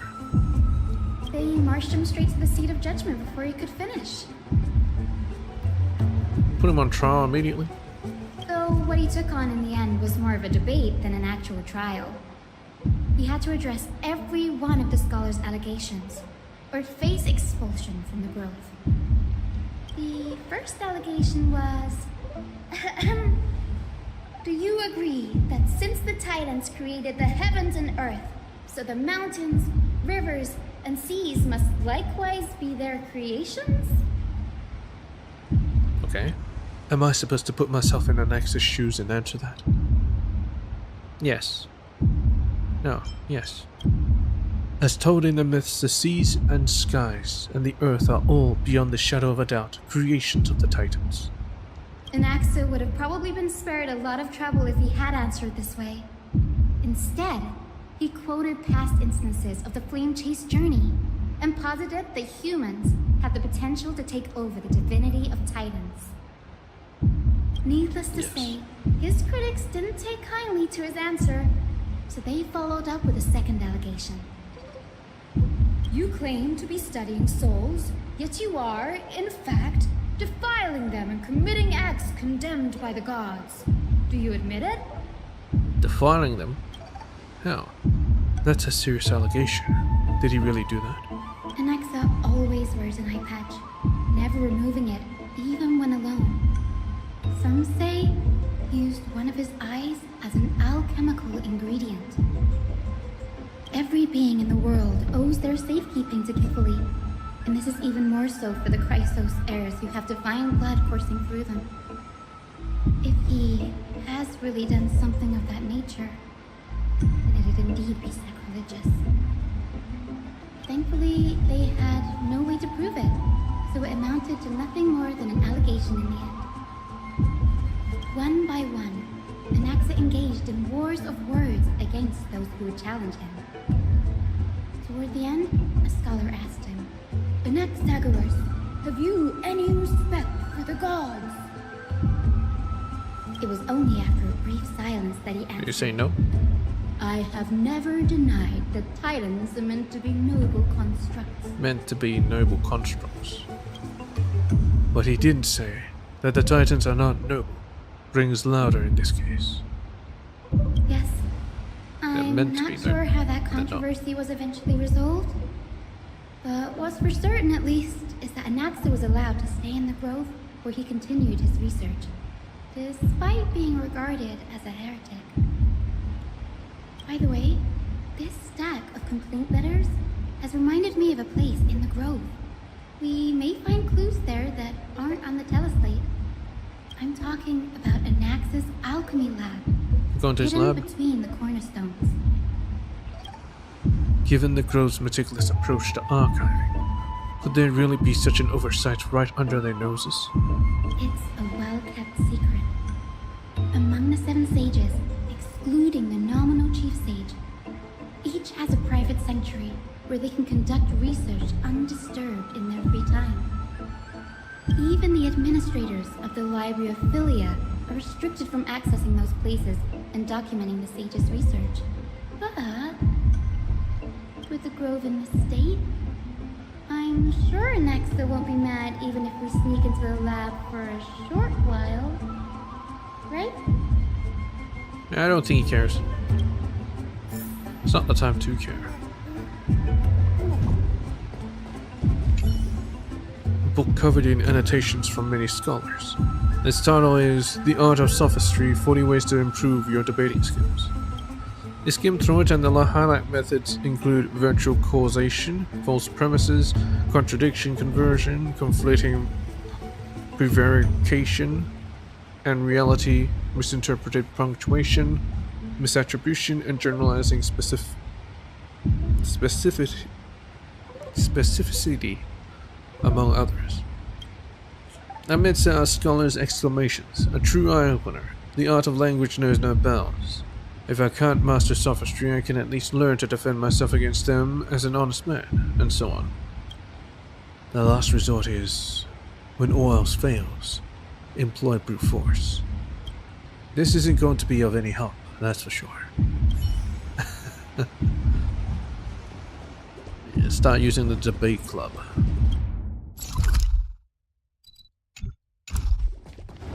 Oh, it's actually in the room.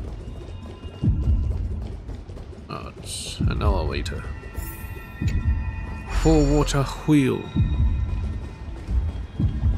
What? They're coming? There we go.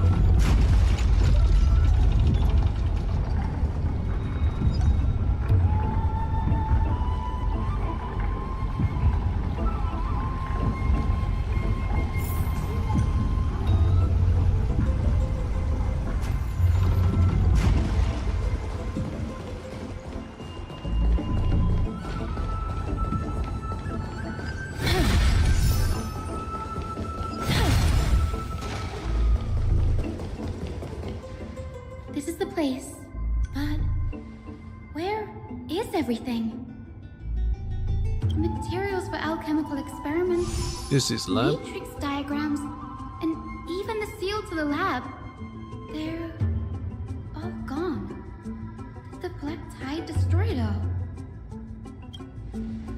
No wonder we didn't see any defense mechanisms along the way. Have you ever been here before? No, not even close. Not only are alchemy experiments high-risk activities, but Professor Anaxa also has a penchant for using bizarre materials. Bizarre materials? Students often saw him walk in looking bright as rain, but come out covered in soot with his hair singed. Naturally, no one dared to come near this place. Huh?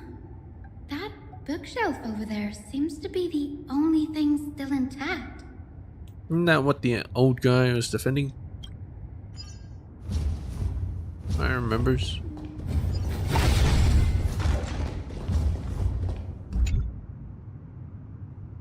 These are the materials requested by Anaxagoras. Documents from various fields have been compiled in one place, including Titan creations, the universality of the soul, alchemy doctrine, and so on. Most of the materials look to be within the research domain of the Newspurus school of thought. However, a document titled A Study on the Crossos Heirs background is mixed within. Hastily written journal. These appear to be quick notes examining the background of Crossos Heirs. The Holy Maiden of Yannisopoulos, Tribi, Trian, and Trinon. Descendants to the Holy Maiden from the Temple of the Three Fates. Goldweaver Aglaia of Okima from the Mnestia priestly family. The Prince of Castrum Kremnos, Hyacinth of the Twilight Courtyard. All of her ancestry have varying degrees of connection to the Divine Titans or their divine authorities. Does the golden blood come from the heritage of priest families or royal bloodlines? Anaxagoras, I myself show no such connection. Carefully the Creator. What criteria did they use to create the golden blood? To shape the Crossos heirs? Nicasterus, the servant of death from Adonia. Her lineage is neither Titan priest nor demigod, but she has walked the earth for at least a millennium with the power to grant death to humans. Where did this power come from? Another text speaks of the dragon legends of Styxia. Castris. She's probably the sister of Thanatos. The alchemical extraction of soul ripped from dragon corpses is intriguing. Dragons appear to be the Titan's creations. Perhaps there's a way to reverse the process, using alchemy to refuse human souls with the Titan creations, increasing the purity and divinity of golden blood toward the absolute. This theory must be tested. Experiments must be arranged.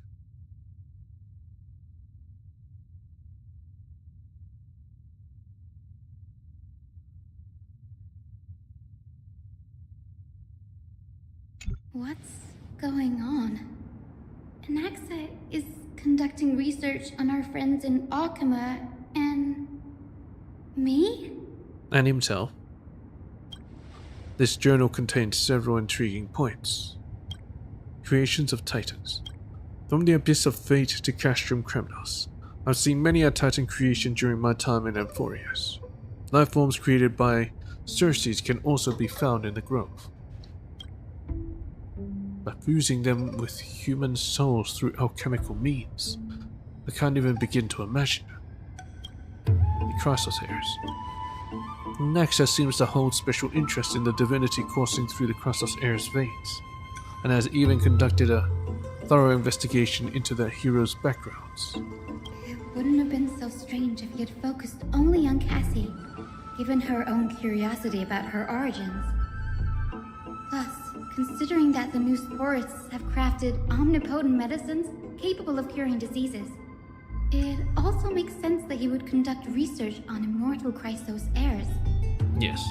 But now, it seems Anax's objective was never to create medicine, but to identify the origin of the golden blood and figure out its inner workings. Yeah, the medicine is a psychic. Anax's research.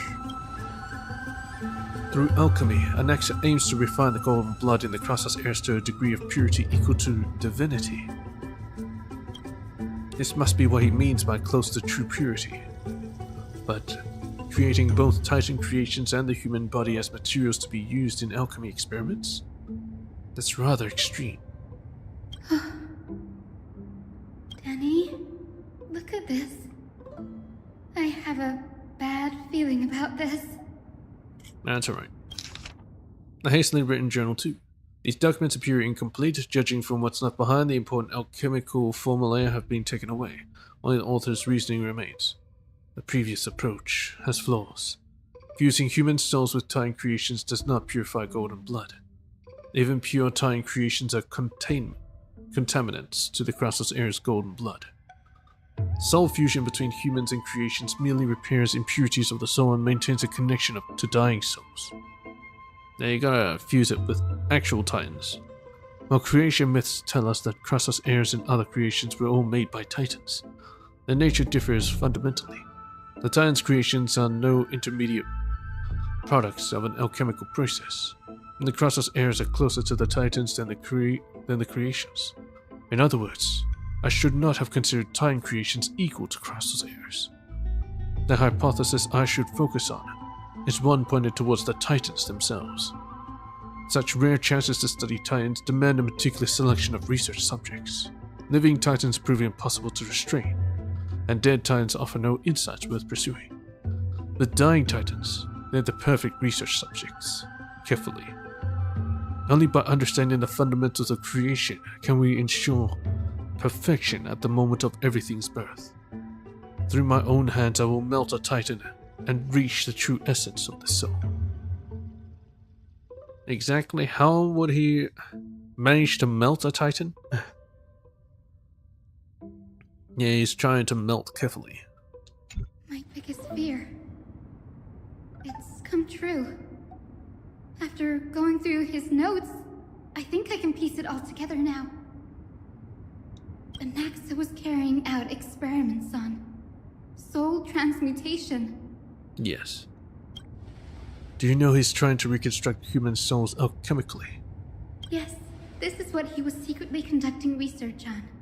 Something he had to keep hidden from others. Compared to his public speeches, this is the real blasphemy. Oh, I just thought of something. A dying Titan? What's wrong?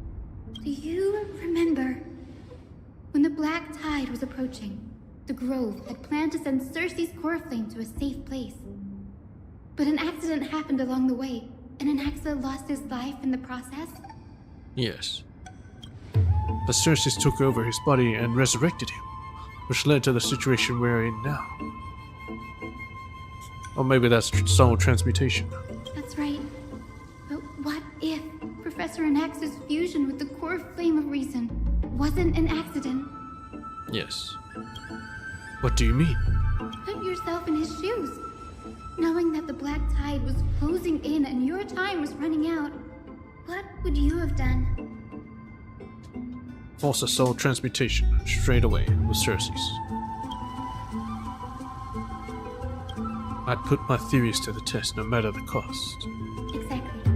When the Black Tide came, the true reason Anaxa headed to the Luminary Throne was to transmute and fuse himself with the Titan's core flame. Did he succeed? No. Judging from how he reacted after the event, the results came as a surprise. Maybe he failed to consider the possibility that Cersei would make a similar decision. Xerxes did it first. The manuscripts detailing all the alchemical formulae have been taken away. His research is still ongoing. Could he have taken them for other purposes? Like, what? There's only one Titan left in the world now. That you know of. Carefully. Yes. No. No way. To conceive an entity of perfection, one must first understand the principles of creation. If Anaxa is in Okuma now, then that means... He's after Kefali.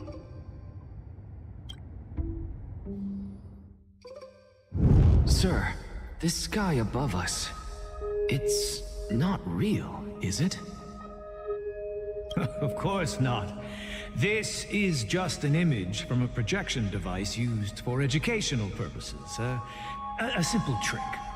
A simple trick, like what Aquila would do. The day-night cycle has been lost to this world.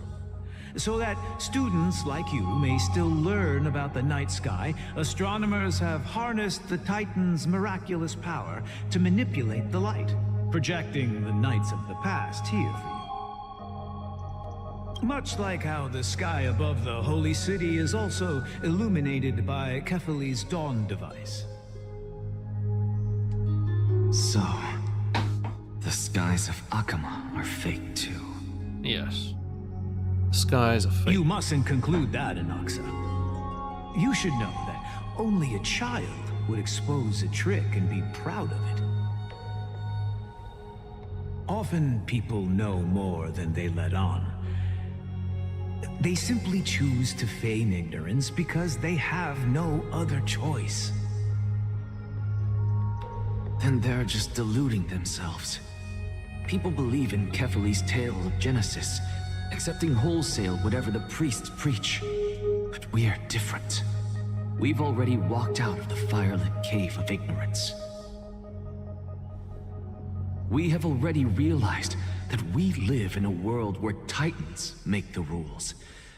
Even when we look at the sky, we're only seeing what they allow us to see. Rather than gazing at this mockery of a night sky fabricated by them for the rest of my life, why shouldn't I be the one to take control of the projection device instead? So much time has passed since you sowed the seeds of doubt in my heart, child. Many a night, I find myself penning down all my theories and wild ideas, only to burn them to ashes when I open my eyes in the day. Why? Because we'll face death by burning if word gets out? As a sage of the Venerationists, my soul has already become inextricably linked to the great tree. As a Venerationist. Every word I say and every move I make is certain to influence every leaf, every branch, even move you the tree itself. Every step you take. But above all else, my days are numbered. Instinctively, I have my doubts about the golden blood and the human soul, yet I have no means of verifying them. The golden blood in my veins is woefully thin, and I am loath to waste what little time I have left obsessing over a hypothesis that cannot even be proven in the first place. Cannot be proven? I'll prove it. But I can, sir. I can do it for us. The time is right. Give me all that I need, and I shall accomplish this grand feat on your behalf.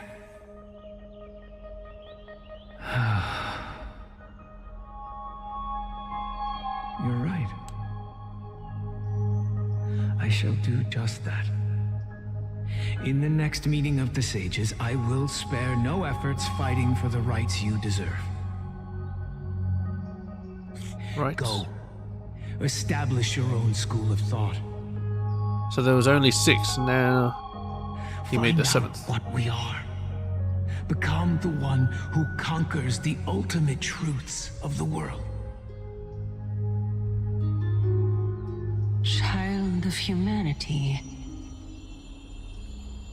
You didn't go to such lengths for an audience with Kefali. Just ask him a few questions, did you? So, you figured it out. If I were as foolish as a Dromus, perhaps I'd throw myself down and prostrate before their greatness, begging for the gods' prophetic wisdom. Well, sorry to disappoint, but I'm no Dromus. Alas, I am a human, standing tall on 2 feet, possessing both intellect and pride. Before such power, does it make any difference whether you're a human or a Dromus? I'm sure you're familiar with the story of the Styxians. When the raging waves threatened to swallow them, they didn't just give up and become sitting ducks. No. They constructed a dam that kept the roaring tide at bay, chaining down the mad Fagusa. They call me a blasphemer, Circes. But that doesn't mean I deny the existence of gods. It's just... as I see it, Titans are simply a force that mankind has yet to find a way to tame. Like a force of nature. Oh, if power that rivals the Titans is what you crave, why not conform to the prophecy and brave the trial? Why stop at harnessing the power of the Titans when I can do so much more? So much more? The source of life is what I wish to grasp. To understand what makes up the soul. And to learn what we really are. What we really are. Thanks to you, I've had the chance to personally verify, in more ways than one, that the soul indeed ceases to exist in death. But where there is death, there is life. Yes. And where there is an end, there must also be a beginning. How then is a soul born? That was the only unknown variable left in my calculations. It is never And by born, the it's sound of recycled. it, you have already formed a conjecture. No, I have already drawn a conclusion. I already have the answer. In my journey unto death just now, I finally saw the answer with my own eyes. Professor Anaxa, Castris? I'm here. Her life hangs by a thread. I must ask you to refrain from taking any unnecessary steps. Of course.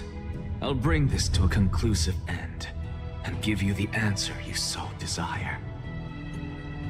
However, in accordance with the principle of equivalent exchange, I must also demand from you what I need. Thanatos. As you wish. Don't you care to know what the price might be? It's a matter of uncovering the truth about the Death Titan and her survival.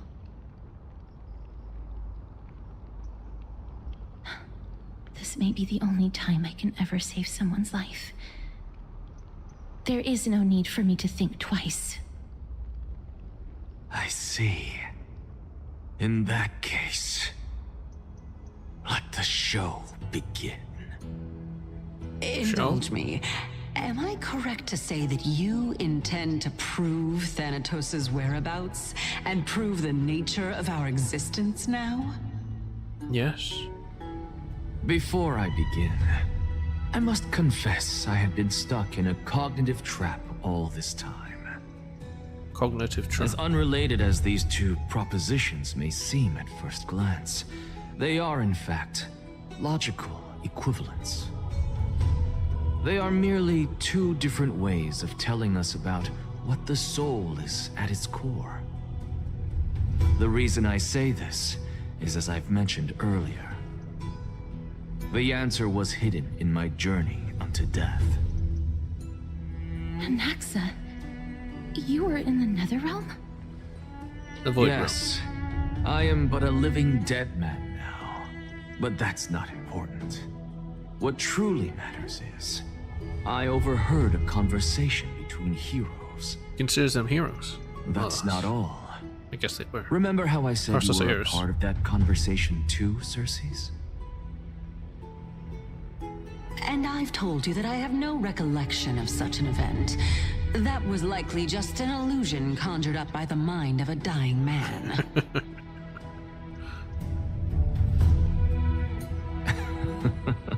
Of course you would remember. Because that wasn't you. That wasn't you, that was Calypso. Calypso. One of the 7 sages of the Grove. Calypso? Yeah, you remember the name? Oh, that's the name I made up on a whim when speaking to this girl. How do you know of it? And surely you jest. Don't you think I, of all people, would know if that were the name of one of the 7 sages under the shade of my tree? Don't you claim to know the Grove's past like the back of your hand? This is the past era. The past. It seems you've lost even the memories seared into your soul. Retain the memories of Use the your time, head, but Circes. memory of Since all of this took place in the realm of the dead, it stands to reason their likenesses are of souls from the past. The living cannot step foot into that world, so who could they be? Think about Calypso. Why does she share your likeness? Yet you have no idea who she is. You cross us here. The answer is evident, is it not? Those fallen heroes are the mortal incarnations of the Titans before their ascensions to godhood. The gods aren't master creators born out of thin air, and they are no different from humans, because they all evolved from one. Yes.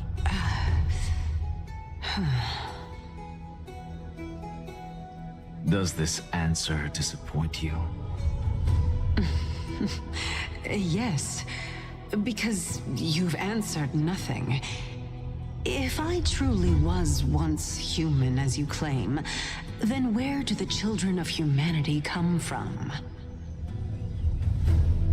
The Sea of Even Souls. on the off chance that you speak the truth, this brings us no closer to grasping Thanatos' whereabouts. How are we to find them? I knew you would say that. But it matters not. I know what I'm doing. Actually, why don't we have this supreme being standing before us tell us everything? I don't even know if it's standing. You can revive a Titan? No, but I can kill it. Humans cannot return from the dead. Neither can gods. But all we need to do is look at this from a different perspective, and the problem will resolve itself. The solution is simple. Just like what you did to me. If I'm reborn as Kefali, I can rebuild the world and all within it as they once did. Simple, is it not?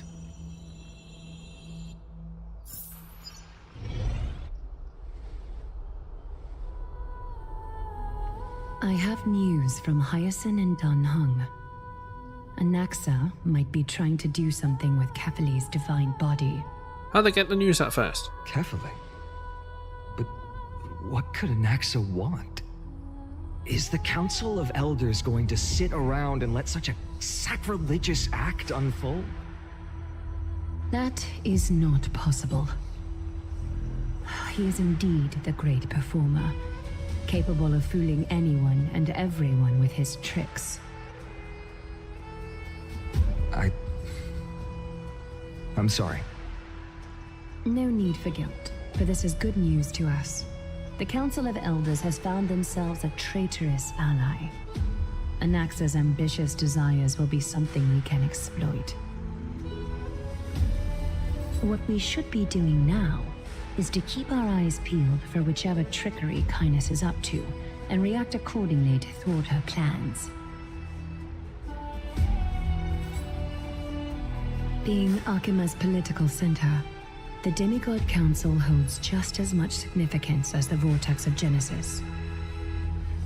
Someday, after my duty is over, this site will take the place of the battlefield where you hunt gods, become the next challenge you are to overcome.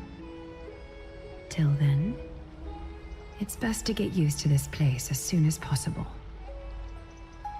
You'll be waiting here for your good news. Come find us anytime you need something.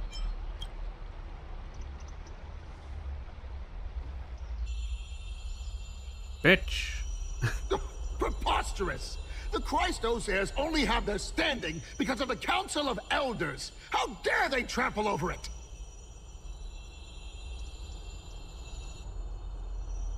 Wow, these people are shooting daggers with their eyes. It's been a while.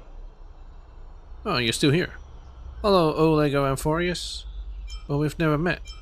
What is that supposed to mean? Is this really the sort of person that the young lord praised as a ferocious warrior? It has indeed been some time, Lord Grateros. What brings you here in such haste? Shh, keep it down. Citizens Be assemble. more vigilant. See those duplicitous dogs over there? They do the dirty work for kindness. I've already ordered my people to hold them back, but we should still lay low. Exactly, I'm gonna Unless hold them you're back. itching for a bloody fight to get a workout in. Oh, that sounds nice. My bad. So, did something happen? Did you hear thunderclaps last night? No. Be hard not to notice thunderclaps in broad daylight. No, I'm a heavy sleeper.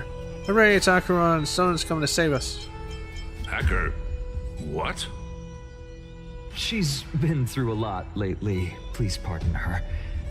Can you tell us more about these thunderclaps? Thunderclaps are beacon signals of strife. They are a message from the young lord.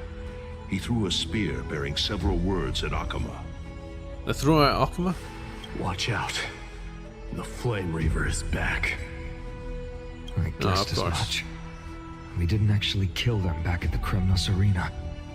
Yes, they just kind of glanced over. I figured this is something you would want to know.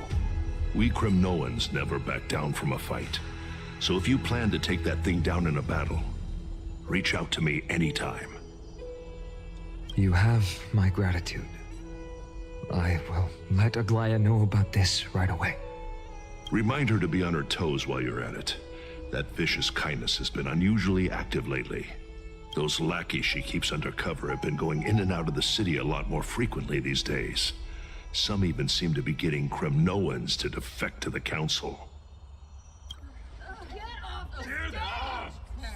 How dare you? Don't place that. What? What are they talking about? Are they talking about Aglaya? That's her.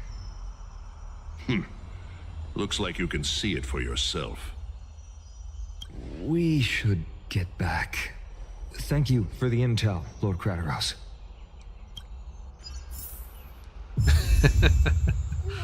She getting booed off the stage?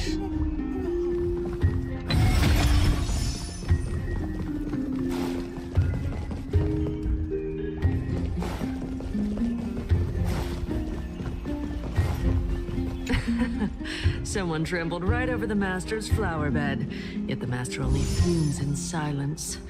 Oopsie. There goes the reputation of the Council of Elders. Nosy Whose council. side am I on? Why, I'm all for the Council of Elders to reclaim their authority, of course. So fast, counselor. They're here. The Christos heirs are here. Careful. Oh, Elderly. I should have gone back home to fetch a sacrificial vessel, some floral crowns, and frankincense to burn and offer. Sounds Please sarcastic. forgive these arrogant Pious. and self-conceited heroes.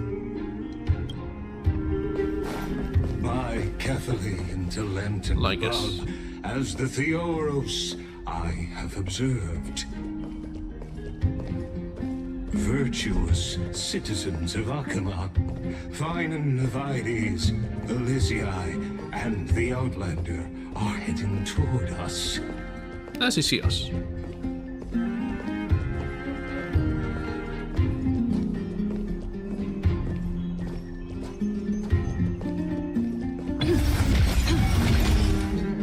Aglaya, what happened here?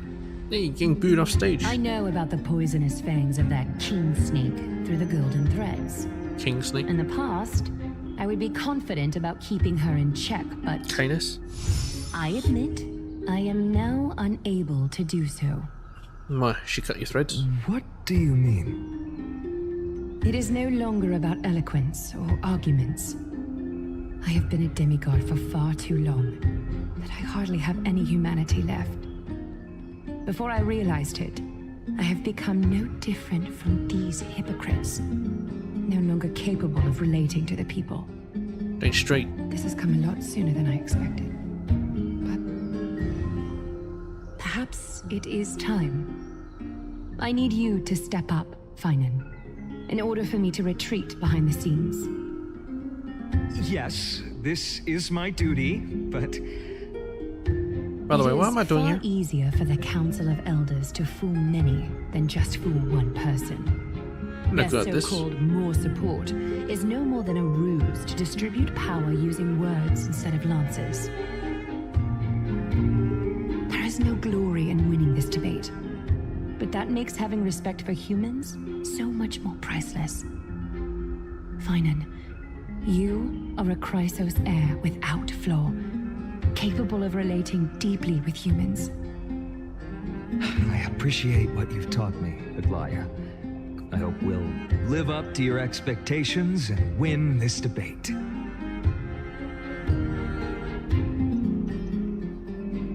So what am I doing here?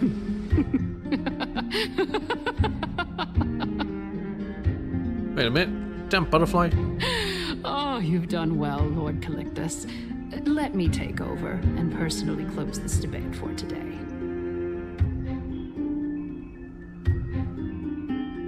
Dearest counselors, let it be known that I sorely miss the blissful times portrayed in lyrical poems. Back then, Amphorius was home to nearly 1,000 cities, each with their own local faith, while gods walked the earth and shared close bonds with humans. Okay. Yet, in the present, people from all over are forced to leave their homeland to seek refuge in the holy city, where they hope to rest under Kefali's protection. All of us have long been in the same boat, with no way out of this plight. We didn't have a choice in the past, but now, the Council of Elders brings to the table a new possibility. All I have left is one question for you. Would you rather strive toward the unheard of Era Nova, or return to the prosperous Era Chrysia of our past? Make your choice.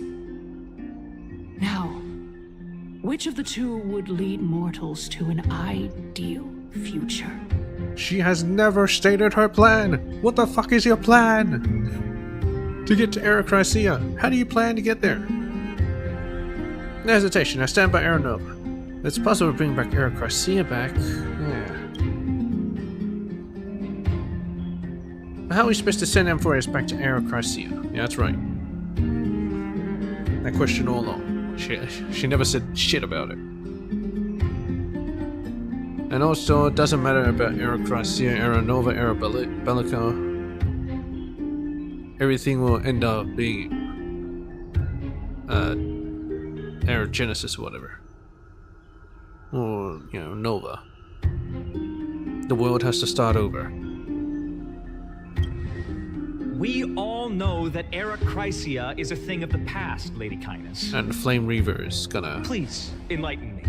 How does the Council of Elders plan to turn back time? Stop this endless loop. Let the three Titans of Calamity be born, and Era Chrysia is nevermore. But bring demise to those Titans, and Era Chrysia will descend upon us again.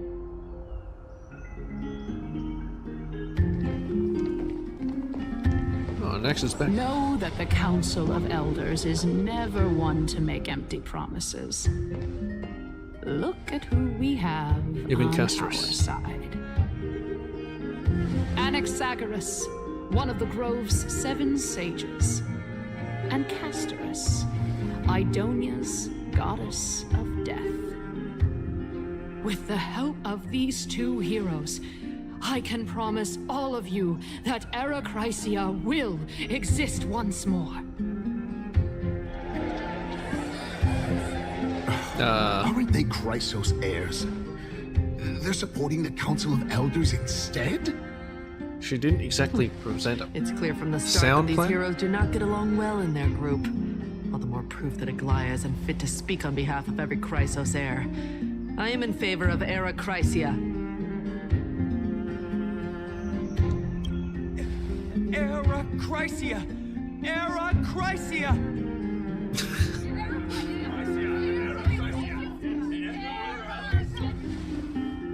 It's so muted.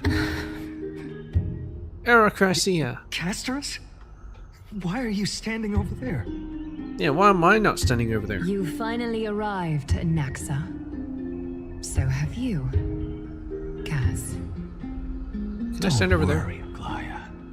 Well, I know that you have many queries. Could you continue to converse like how the citizens normally do? Can you converse like a human? Tell me, dear citizens, if we successfully retrieve and return Thanatos' core flame without anyone passing the Death Titan's trial, what would happen next? No one will die, apparently. The answer is simple.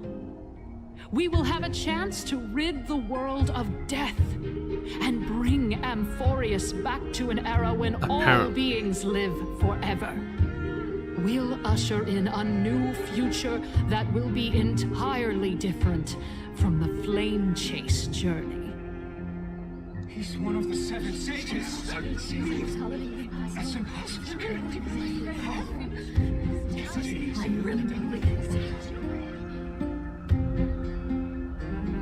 Your proposal is much too idealistic. As long as the Black Tide still exists, how can we go back to the old days?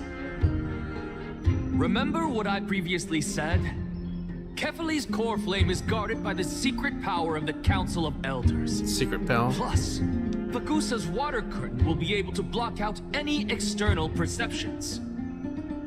Tell me, dear citizens, have any of you ever seen even a glimpse of the threat that this person is talking about anywhere within the walls of this majestic holy city? Oh. So it's the water curtain? This place will become the Flame Reaver's target sooner or later. Isn't this just survivorship bias? If we eliminate death, then there's no need for us to fear that Flame Reaver, right? Citizens, let's loudly sing the blessed hymn. Except the Flame Reaver could take old world, where death. are you now? O legendary Era Chrysia, return to the mortal realm. After the destruction of the 3 Titans of Calamity, the Flame Chase journey will have to end. Era Chrysia! Yes! Yes, Era Chrysia. Yes. Has to end. This is bad. The masses are now totally riled up. Anaxa, pray tell. Everything that you've mentioned hinges on the premise that we can find Thanatos' existence, right? Yes, and I found it. Thank you, Lady Aglaya, for still caring about this city. However, dear citizens, we are truly fortunate and blessed. Thanatos is right there. Idonia's goddess of death will surely find Thanatos under my guidance.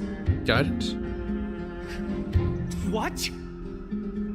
With that, I solemnly promise that the core flame Lady Castorus brings back will be personally managed by the Council of Elders. Thereafter, if we are able to garner the support of all of you at the Citizens' Assembly, we shall gonna have to kill her no sister? effort in ensuring that the Era Chrysia will return to our world once again.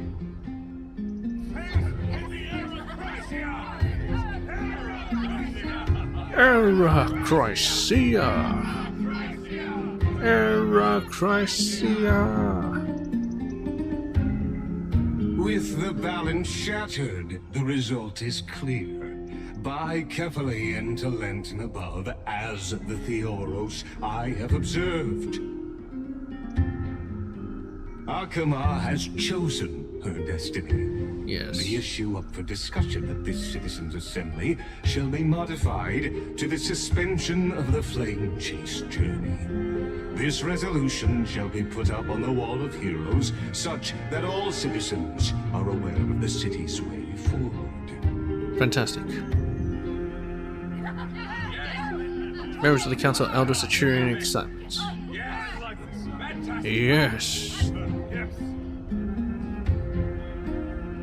Aglaya, dear Aglaya. I'm not sure if this will actually What has eliminate death. caused your heart to soften? You also don't seem to be as quick-witted as before. Wag your tongue as much as you like. Since the flame chase journey has been preordained by the prophecy, our failure has never been on the cards.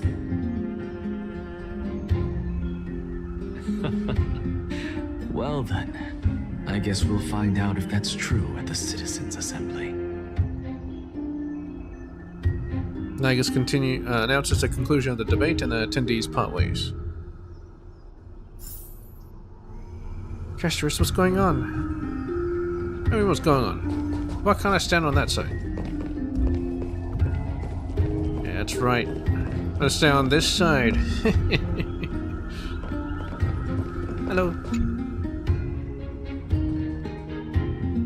Well, it seems that when I sent you to look for Anaxa, I unintentionally facilitated your partnership with him instead. It's part of the deal. My apologies, everyone. I know that you have many questions to ask me. I will answer them to the best of my knowledge. In that case, please tell us as much as you can. What happened when you went to look for Anaxa? Hold on, I'm not ready. In actuality, he showed me a past that was both long and heavy. Long and heavy? The reason I say this is as I've mentioned earlier. The answer was hidden in my journey unto death. Anaxa, you were in the Netherrealm? Yes. Yes, I am but a living dead man now. But that's not important.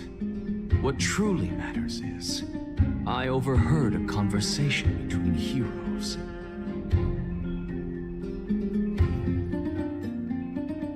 Switching to Castorus' point of view. Have you heard of this tale before? Polixia. And her sister A tale Castorus. about the ocean god's treasured pearl, our hometown. It was a seaside town which enjoyed the ocean breeze and glorious, peaceful times, thanks to the wisdom of its ruling queen. Here's the dragon. Until one day, an evil dragon descended upon the town. Its wings were large enough to blot out the sun, while its claws were sharp enough to rip the waves apart. Ah, this is the dragon that swallowed up the Barged into the princess. tall tower and devoured the queen's beloved daughter. It even settled itself in her bedroom, like a tyrant king. And then they resurrected the Queen daughter, assembled became a 300 dragon. warriors who managed to subdue the evil dragon by chaining it up. However, when the queen slit open the dragon's belly, she realized that the princess had long since been digested, and all that was left of her was a pile of bones. Devastated, the queen wept for several days. I already read the book.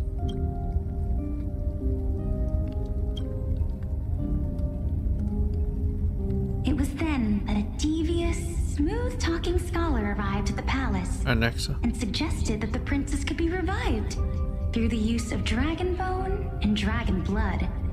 That liar called this process the secret art of alchemy. That wasn't revealed. The The scholar princess was initiated. reborn. The queen was overjoyed. blissfully unaware that the evil dragon's soul still lurked within the princess's body. As revenge, the evil dragon swallowed the poor queen, the glib liar, the courageous warriors, and all of the town's innocent civilians in a single gulp. Single gulp? Worse So it just still, destroyed the whole the souls city. of the deceased refused entry to the Netherrealm because they were filled with regret. Forced to roam the mortal realm, these resentful souls ultimately converged into a river of souls that would not retreat for a long time. The terrifying death had consumed all. Thereafter, our hometown fell into ruin as well. Until...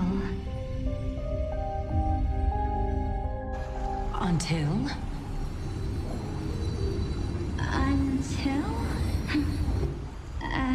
Actually, I don't know what happened next either.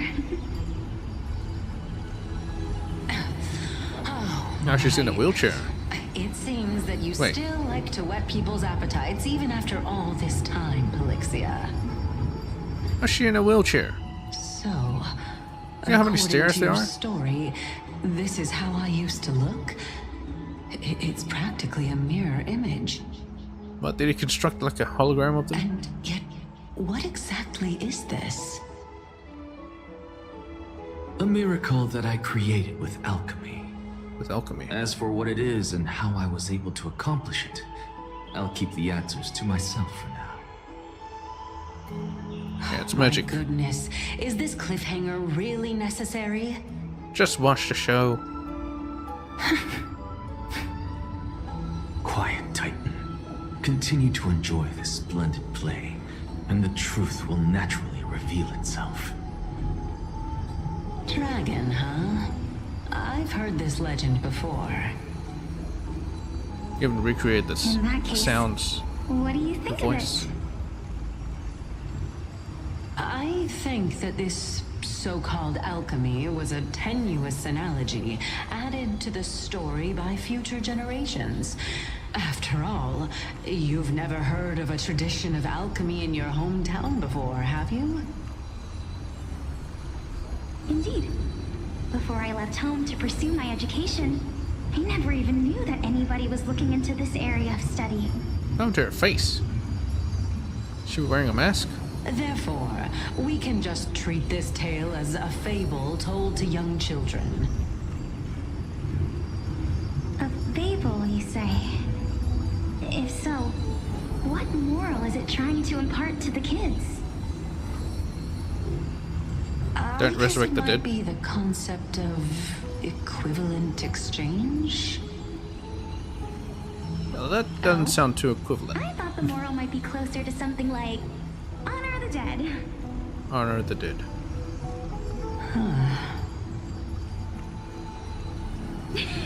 What? At a loss for words? No, I merely realized that we're both thinking of the same principle. If life is priceless, then there is hardly anything else in this world that is of equal weight to it, right? If it is priceless. Indeed. As expected of the wisest scholar in the land. You flatter me. Why don't I ask you a question as well, as a form of equivalent exchange? Of course. What is your question? If I imparted my knowledge of the covered in art of bandages? alchemy to you, would you use it to resurrect someone you loved? Oh. What? What kind of strange question is this? I got it. You're just trying to get me to tell you whether I like anyone, right? Let's just leave it at that. That was rude of me. Yes, I would. Oh? Death In the days to come, I'm certain that someone whom I cherish deeply will leave me for good. If such a mighty power really existed, I think I would use it without hesitation. So she did it to her own sister. After all, you, me, and the rest will all have to face that fateful moment eventually.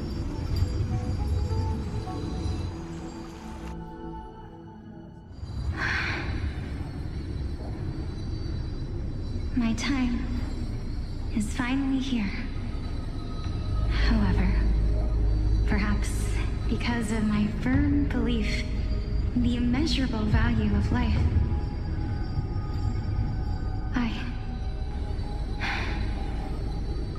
I am unable to complete the trial. Can't complete the trial. You shall wither, and through that, the dead will sprout again from the remains and be reborn with the dead flame. It is a pity that fate is such a cruel mistress. Is there no other way of interpreting those words? I'm afraid that the meaning is clear. Between my sister and me, one must pay the price. Our trial can only be completed when the one chosen sacrifices her life.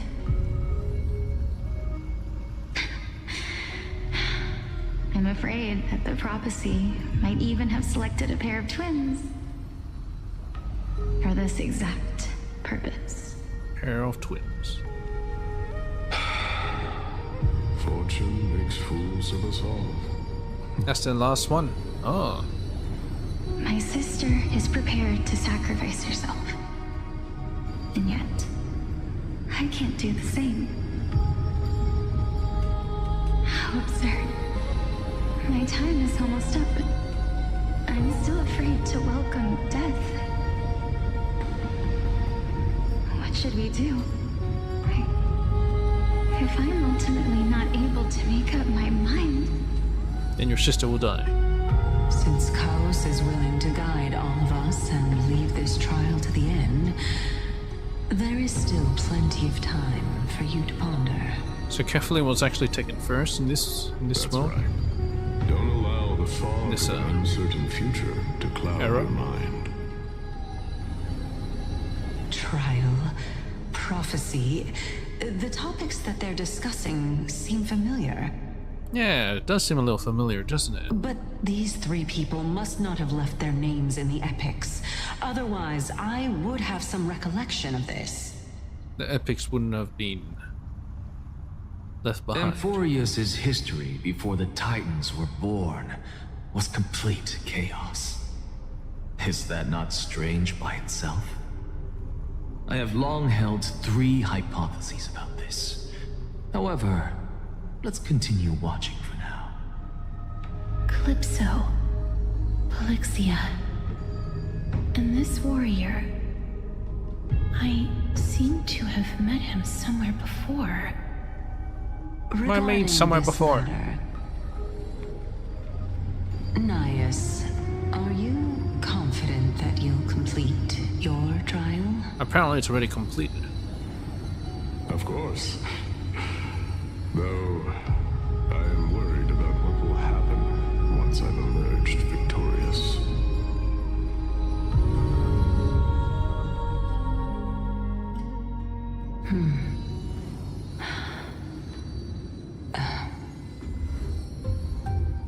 Looks like you have made up your mind. Talking about Polixia? Yes. This is the safest course of action. Strife. Completely separating courage, honor, tenacity, sacrifice, and reason. You really know how to make things difficult.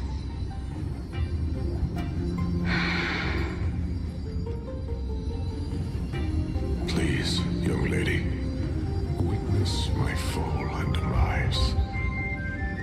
Calypso, you shall host the soul-rending ceremony.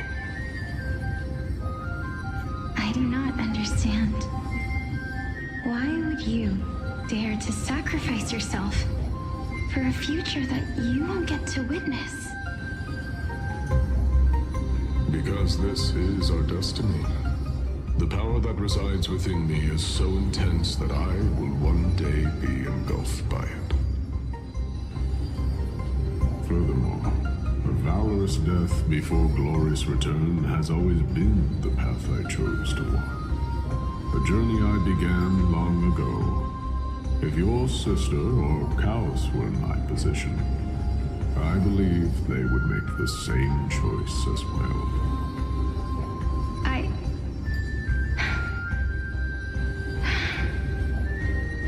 I'm not that brave. I don't know how I'm supposed to face such a serious affair.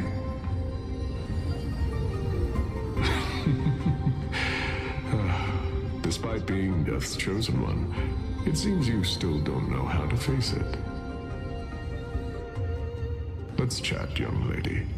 Perhaps I shouldn't end my journey so hastily. Since there's still time, I'm not worried about letting fate wait a little longer. Of course. This warrior is Lord Anias. Yes. As the embodiment of Nikador's divinity, he entrusted his life to us and allowed humankind to end his madness. That means that what I'm currently seeing before my eyes is, in fact... A little slow there, Christmas. Looks like one hypothesis of mine has already been proven true. These heroes are the true forms of the Titans, before they attain their divinity. The Crosshairs, the If demigods. so, the chosen one of death that he speaks of is actually... Polixia? Is the previous form of Thanatos? But her appearance... Looks exactly like you, huh? If this is true, then you must as be the long twin. as we can find out where she went, we'll naturally be able to figure out the location of the Death Titan.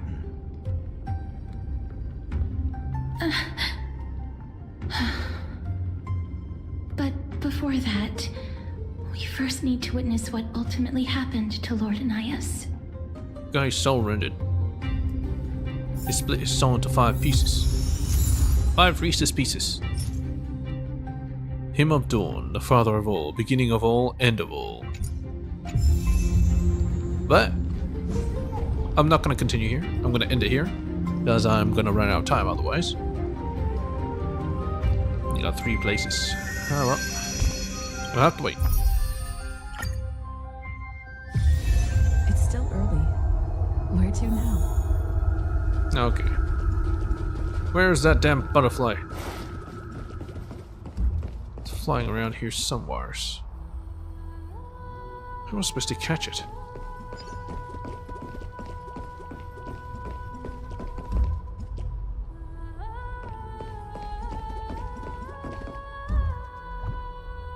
I saw it flying around.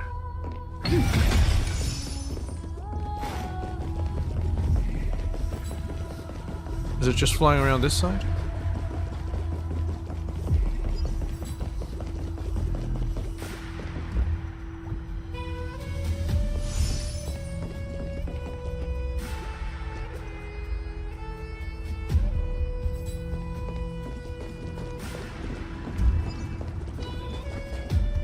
I'm gonna break through the mist. On the night, summoned by my master, seeking the truth that dispels the fog of ignorance and reveals the workings of all things. I ask you, dear traveler, do you acknowledge my master's unparalleled wisdom? Oh, there we go. Got him. Got him!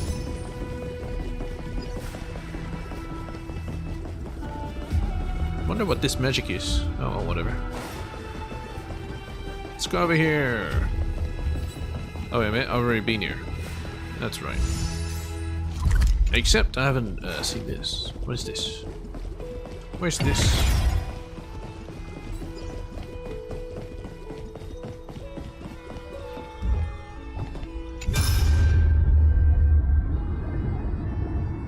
going on? Now?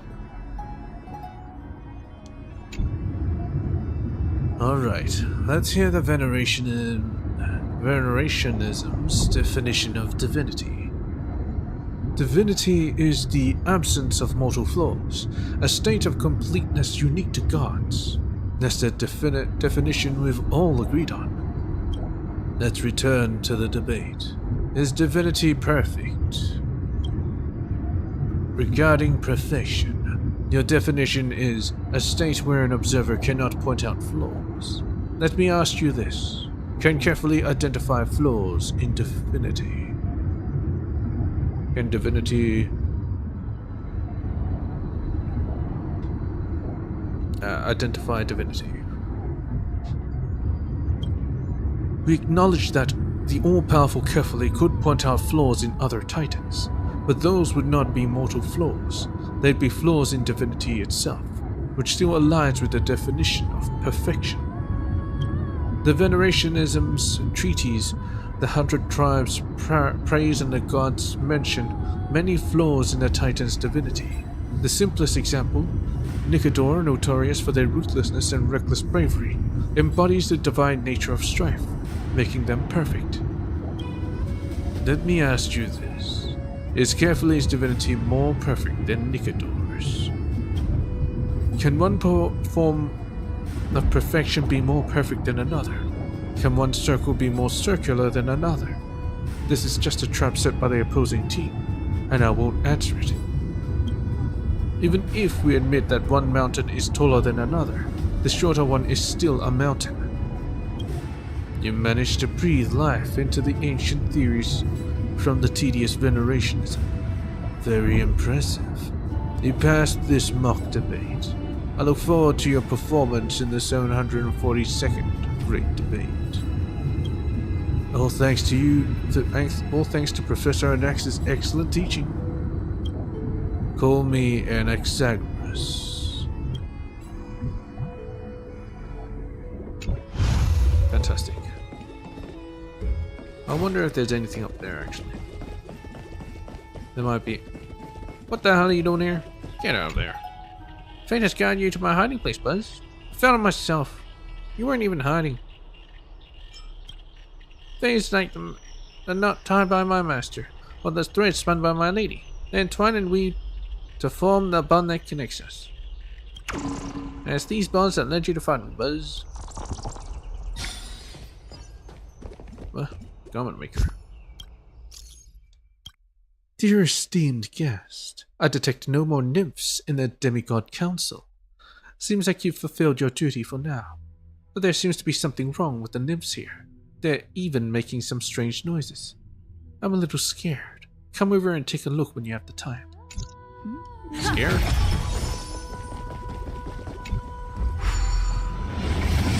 I'll do that real quick before I end the stream. What the hell? I have to do this again?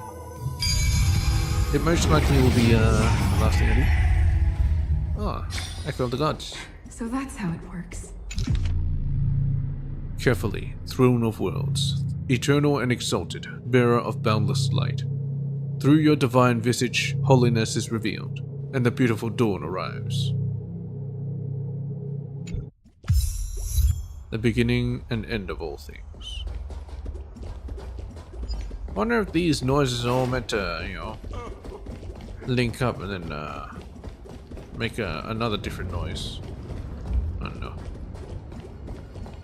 The Titan Cliff. What? Why would you steal that? It's not even a chest. Oh my god. You son of a bitch, I was reading that. You're up. You'll never find me. Ah, this is bad. Let go, let go.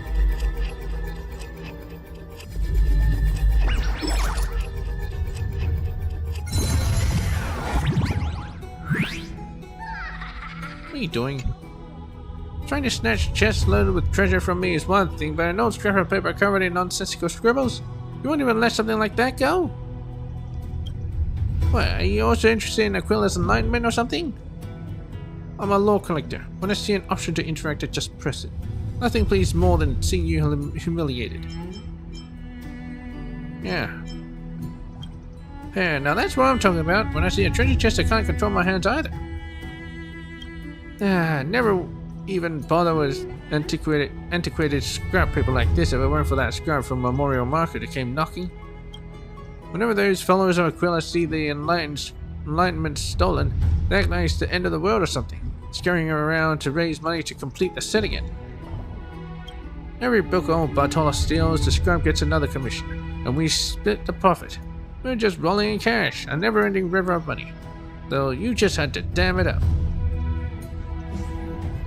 Oh, you work with the commission? Is it too late for me to join your little venture? That's beyond the pale. Huh, you want to join the line of business? You're still too wet behind the ears, girl. You take this scroll here and go investigate, and I'll go roll through those pilgrims' pockets, just like venerable old Zagreus did. Never let pilgrims off the hook. They always got something in their pockets.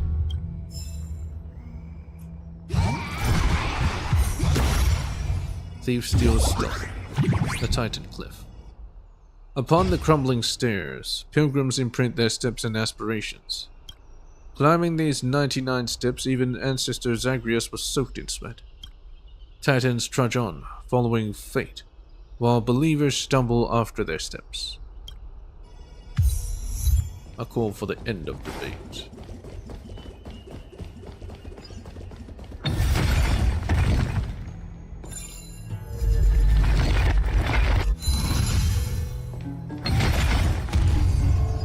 Didn't knock down what? Bad intentions could an object possibly harbor?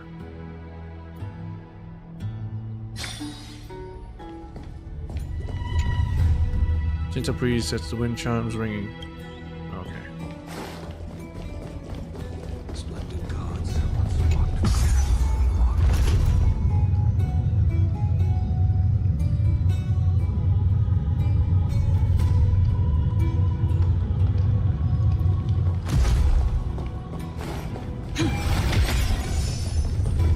Should I offer my greetings to Kefali? This is a pilgrimage platform dedicated to devout believers. You bow to Kefali, but they do not return the gesture, probably because their hands are full. I mean, 2 of their hands are full, but they still have 2 more.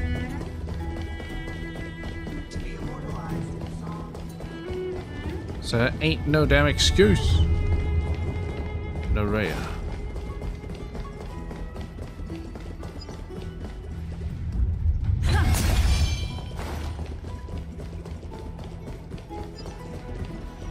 Try and talk to Nerea.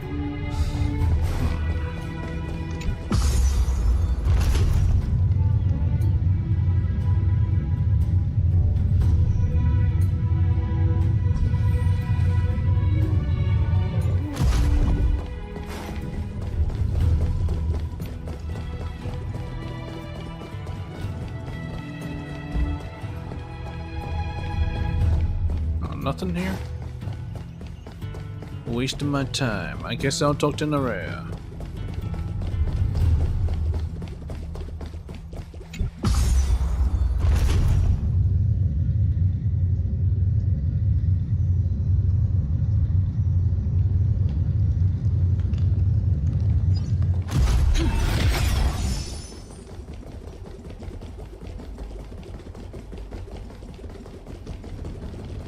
Hello.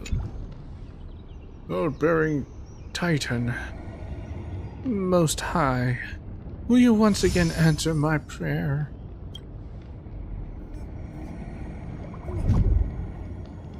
Sorry, I've lost my composure. Lately I can't help but talk to myself.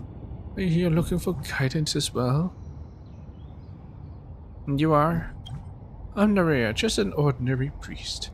By the grace of Kefali, I strive to offer whatever small comfort I can to the faithful.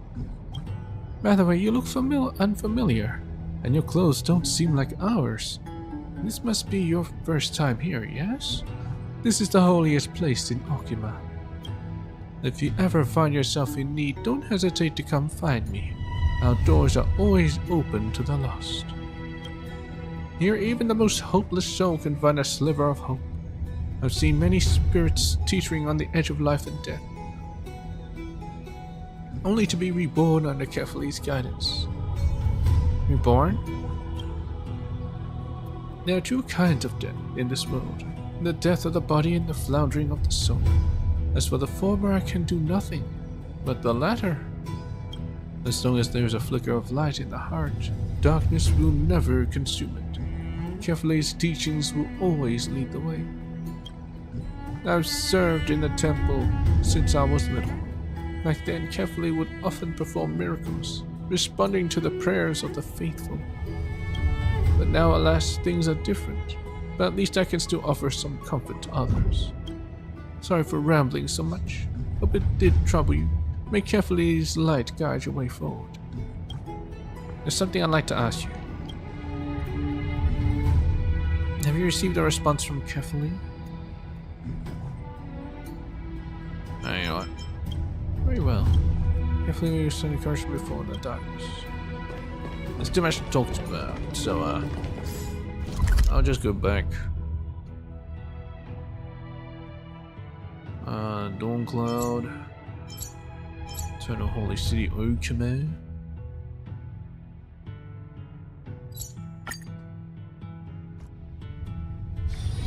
It's still early. Where to now? I don't know where the hand came from.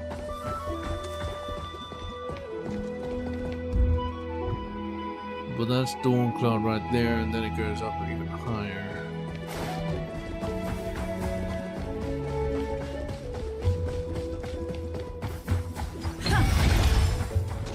Hello, what's the mother? Heed the singing swarm. The wind's riding on golden threads brings tidings of your situation, Singus. Has there been any progress? I'll get back to work. I have good news for you. Is it this one?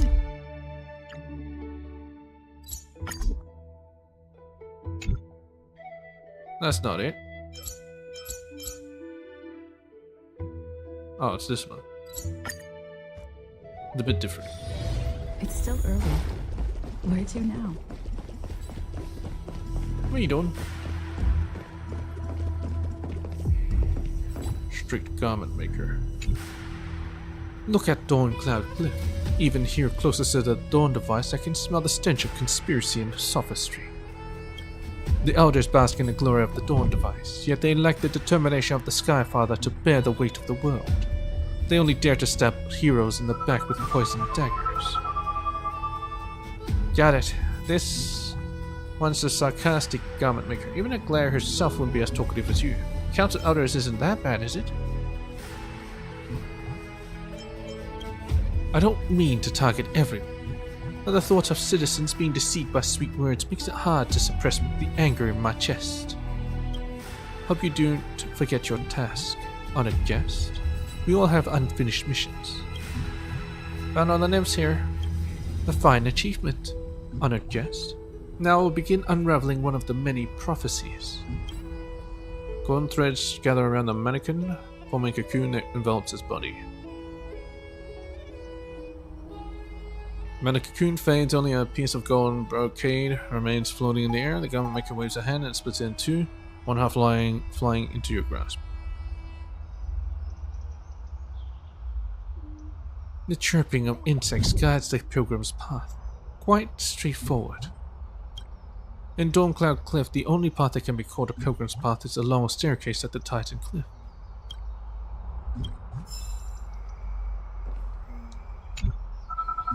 Right at the end of the pilgrimage. Nymph rests upon the sacred flowing pedestal in his worship, or perhaps it's spinning some tracks.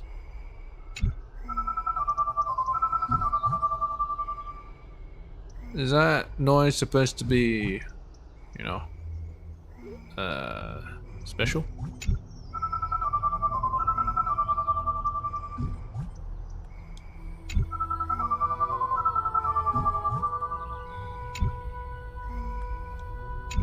Mi re do mi re.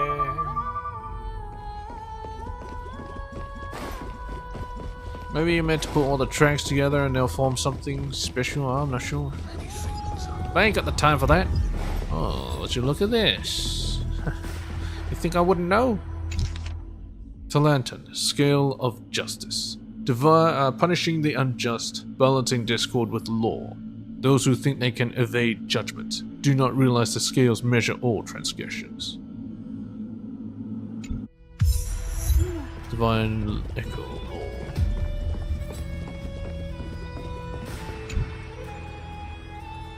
Oh, you caught me. Yeah, I'm working part-time geek here. I'm just a little flame in the fire pit.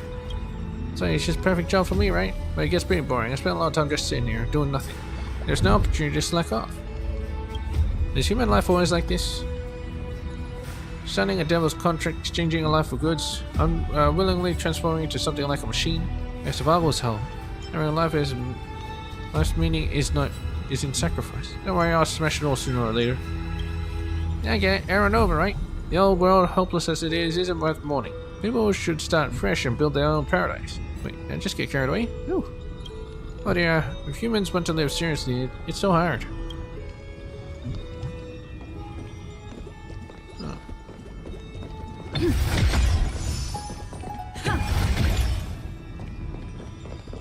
Anyway. Is this when they were taught by an accent? Perhaps out of fear that their creations might surpass them, the Titans withheld wisdom from their creatures. Little did they know that such simplicity and charm would forge a nobler, more harmonious spirit in the Dromus than in the Titans themselves. Not bad. It has a touch of sophistry. Castrus, you pass. Wait, Castrus? How did you do that? Maybe it's because I've read too many random books. And you, Finan, you handed me a blank sheet.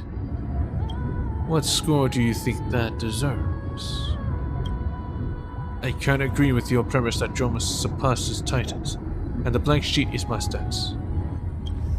Expressing a stance through silence, that's something I've learned from the Dromus. Well, good point. You do have some solid skills. As your teacher, I'd love you to agree with me after sufficient study. But if you disagree, you'd better back it up with enough knowledge and reasoning. In other words, if you write an essay critiquing the idea that Dromus surpasses Titans, I'd be willing to give you a passing score, but a blank sheet only gets a blank grade. Huh? Does this mean I'm going to graduate late? That's up to you, not me. It's all because the professor's so obsessed with Dromus.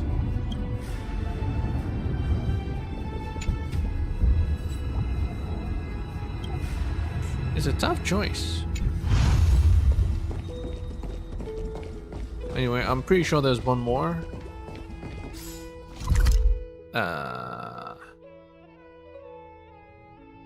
Over yonder. For sure there has to be. Can I activate this? Space's holy candles adorned with interwoven images of stars and clocks. Upon close inspection, one can seem to see the divine emblems of Arnix and Talantan hidden within the intricate pattern. There is what appears to be a hidden switch at the base of the device. Activate! The golden liquid rises steadily, forming a golden sphere at the top of the device. Though time around you slows as if dense black mist is enveloping and your vision blurs, the distant starlight flickers above. You strain to look up. It appears to be a towering structure, where several black-robed astrologers are gathered. Hourglasses and star charts lie at their feet, as they converse in hushed voices. Sensing your gaze, the leader of the group looks down, locking eyes with you. At his feet, the large hourglass begins to flow in reverse. Time is fair to all. We've been waiting for a long time, young lady. A dense mist swallows the starlight and dizziness overtakes you. What's that supposed to be? Kephales's oracles.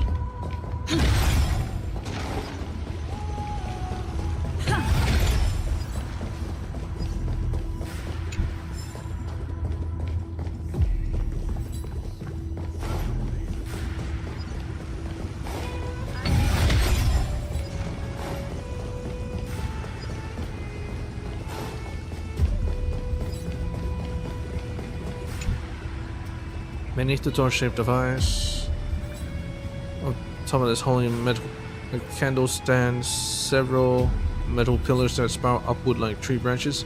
In closer inspection, one can see the divine emblems of Cersei's and Kefali.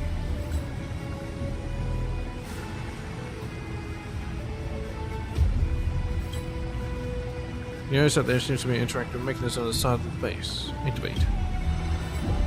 Golden liquid rises slowly at your touch. It moves and dances for a life before coalescing into a warm ball of light on top of the device. Suddenly everything around you goes silent. The world feels so close, yet it's as if it's miles away. In the pitch black mist, you vaguely see several white-robed priests silently praying before the holy candle. Freshly picked pine branches, laurels, and flowers are laid beneath their feet, and you catch a faint scent reminiscent of sun-dried clothes. You hear a vague, indistinct sound, like the sound of branches and leaves growing and flower buds blooming. The eldest priest turns his head. His murky gaze pierces through fog and time and fixes upon you. By Cersei's and Kefali, may your journey bring both enlightenment and reflection. You feel a rush of dizziness.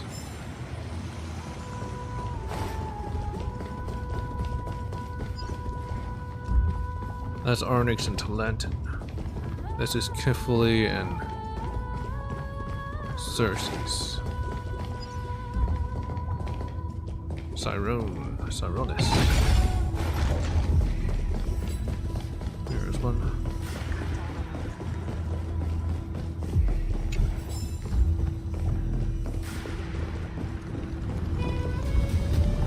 This is so complicated.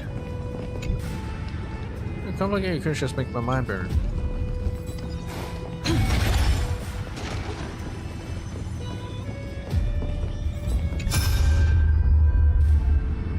Another lecture? This is an introductory course in alchemy, and the subject matter deals with the essence of the soul. My name is Anaxagoras, and let me make it clear from the get-go. You're not to refer to me as Anaxa. In other words, should we meet at the Grove, or should you seek my wisdom at the lab? I will only respond to the name Anaxagoras. Yassi. Where's Yassi? Let's rest the topic of names for now, Professor Anaxa. Immediately. The two of them haven't gotten a word in yet. Address me as Professor Anaxagoras, Yassi. As a teaching assistant, you should be setting an example. And before you ask, allow me to explain why we're teaching here instead of at the Grove. Because the scholars at the Grove are currently very upset and are planning to hang Professor Anaxa. We are here to seek political asylum.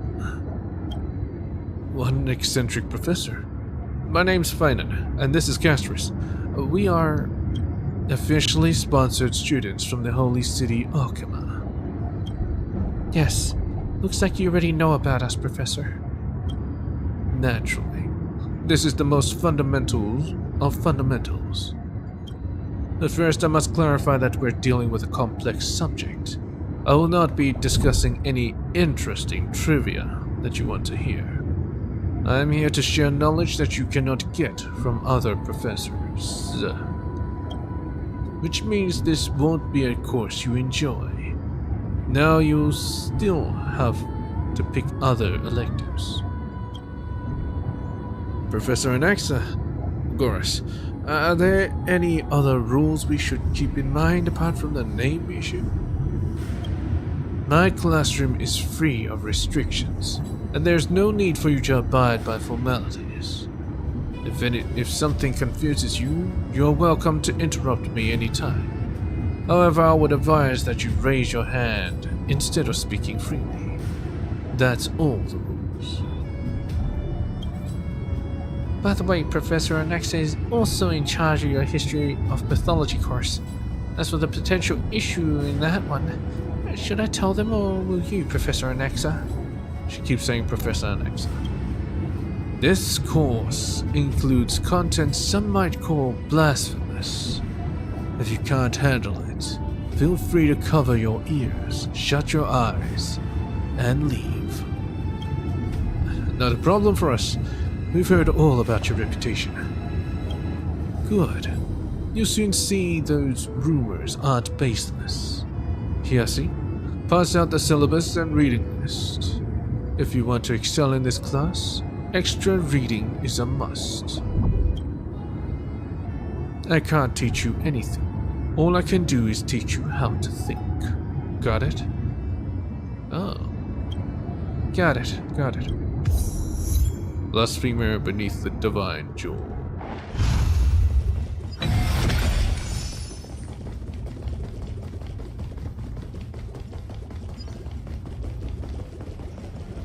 Anything on the tables? No. Alright. Guess that must be it. It's a new day. I'll do my dailies on my phone. So I guess I'll see you guys in the next time. Yeah, peach, peach, peach.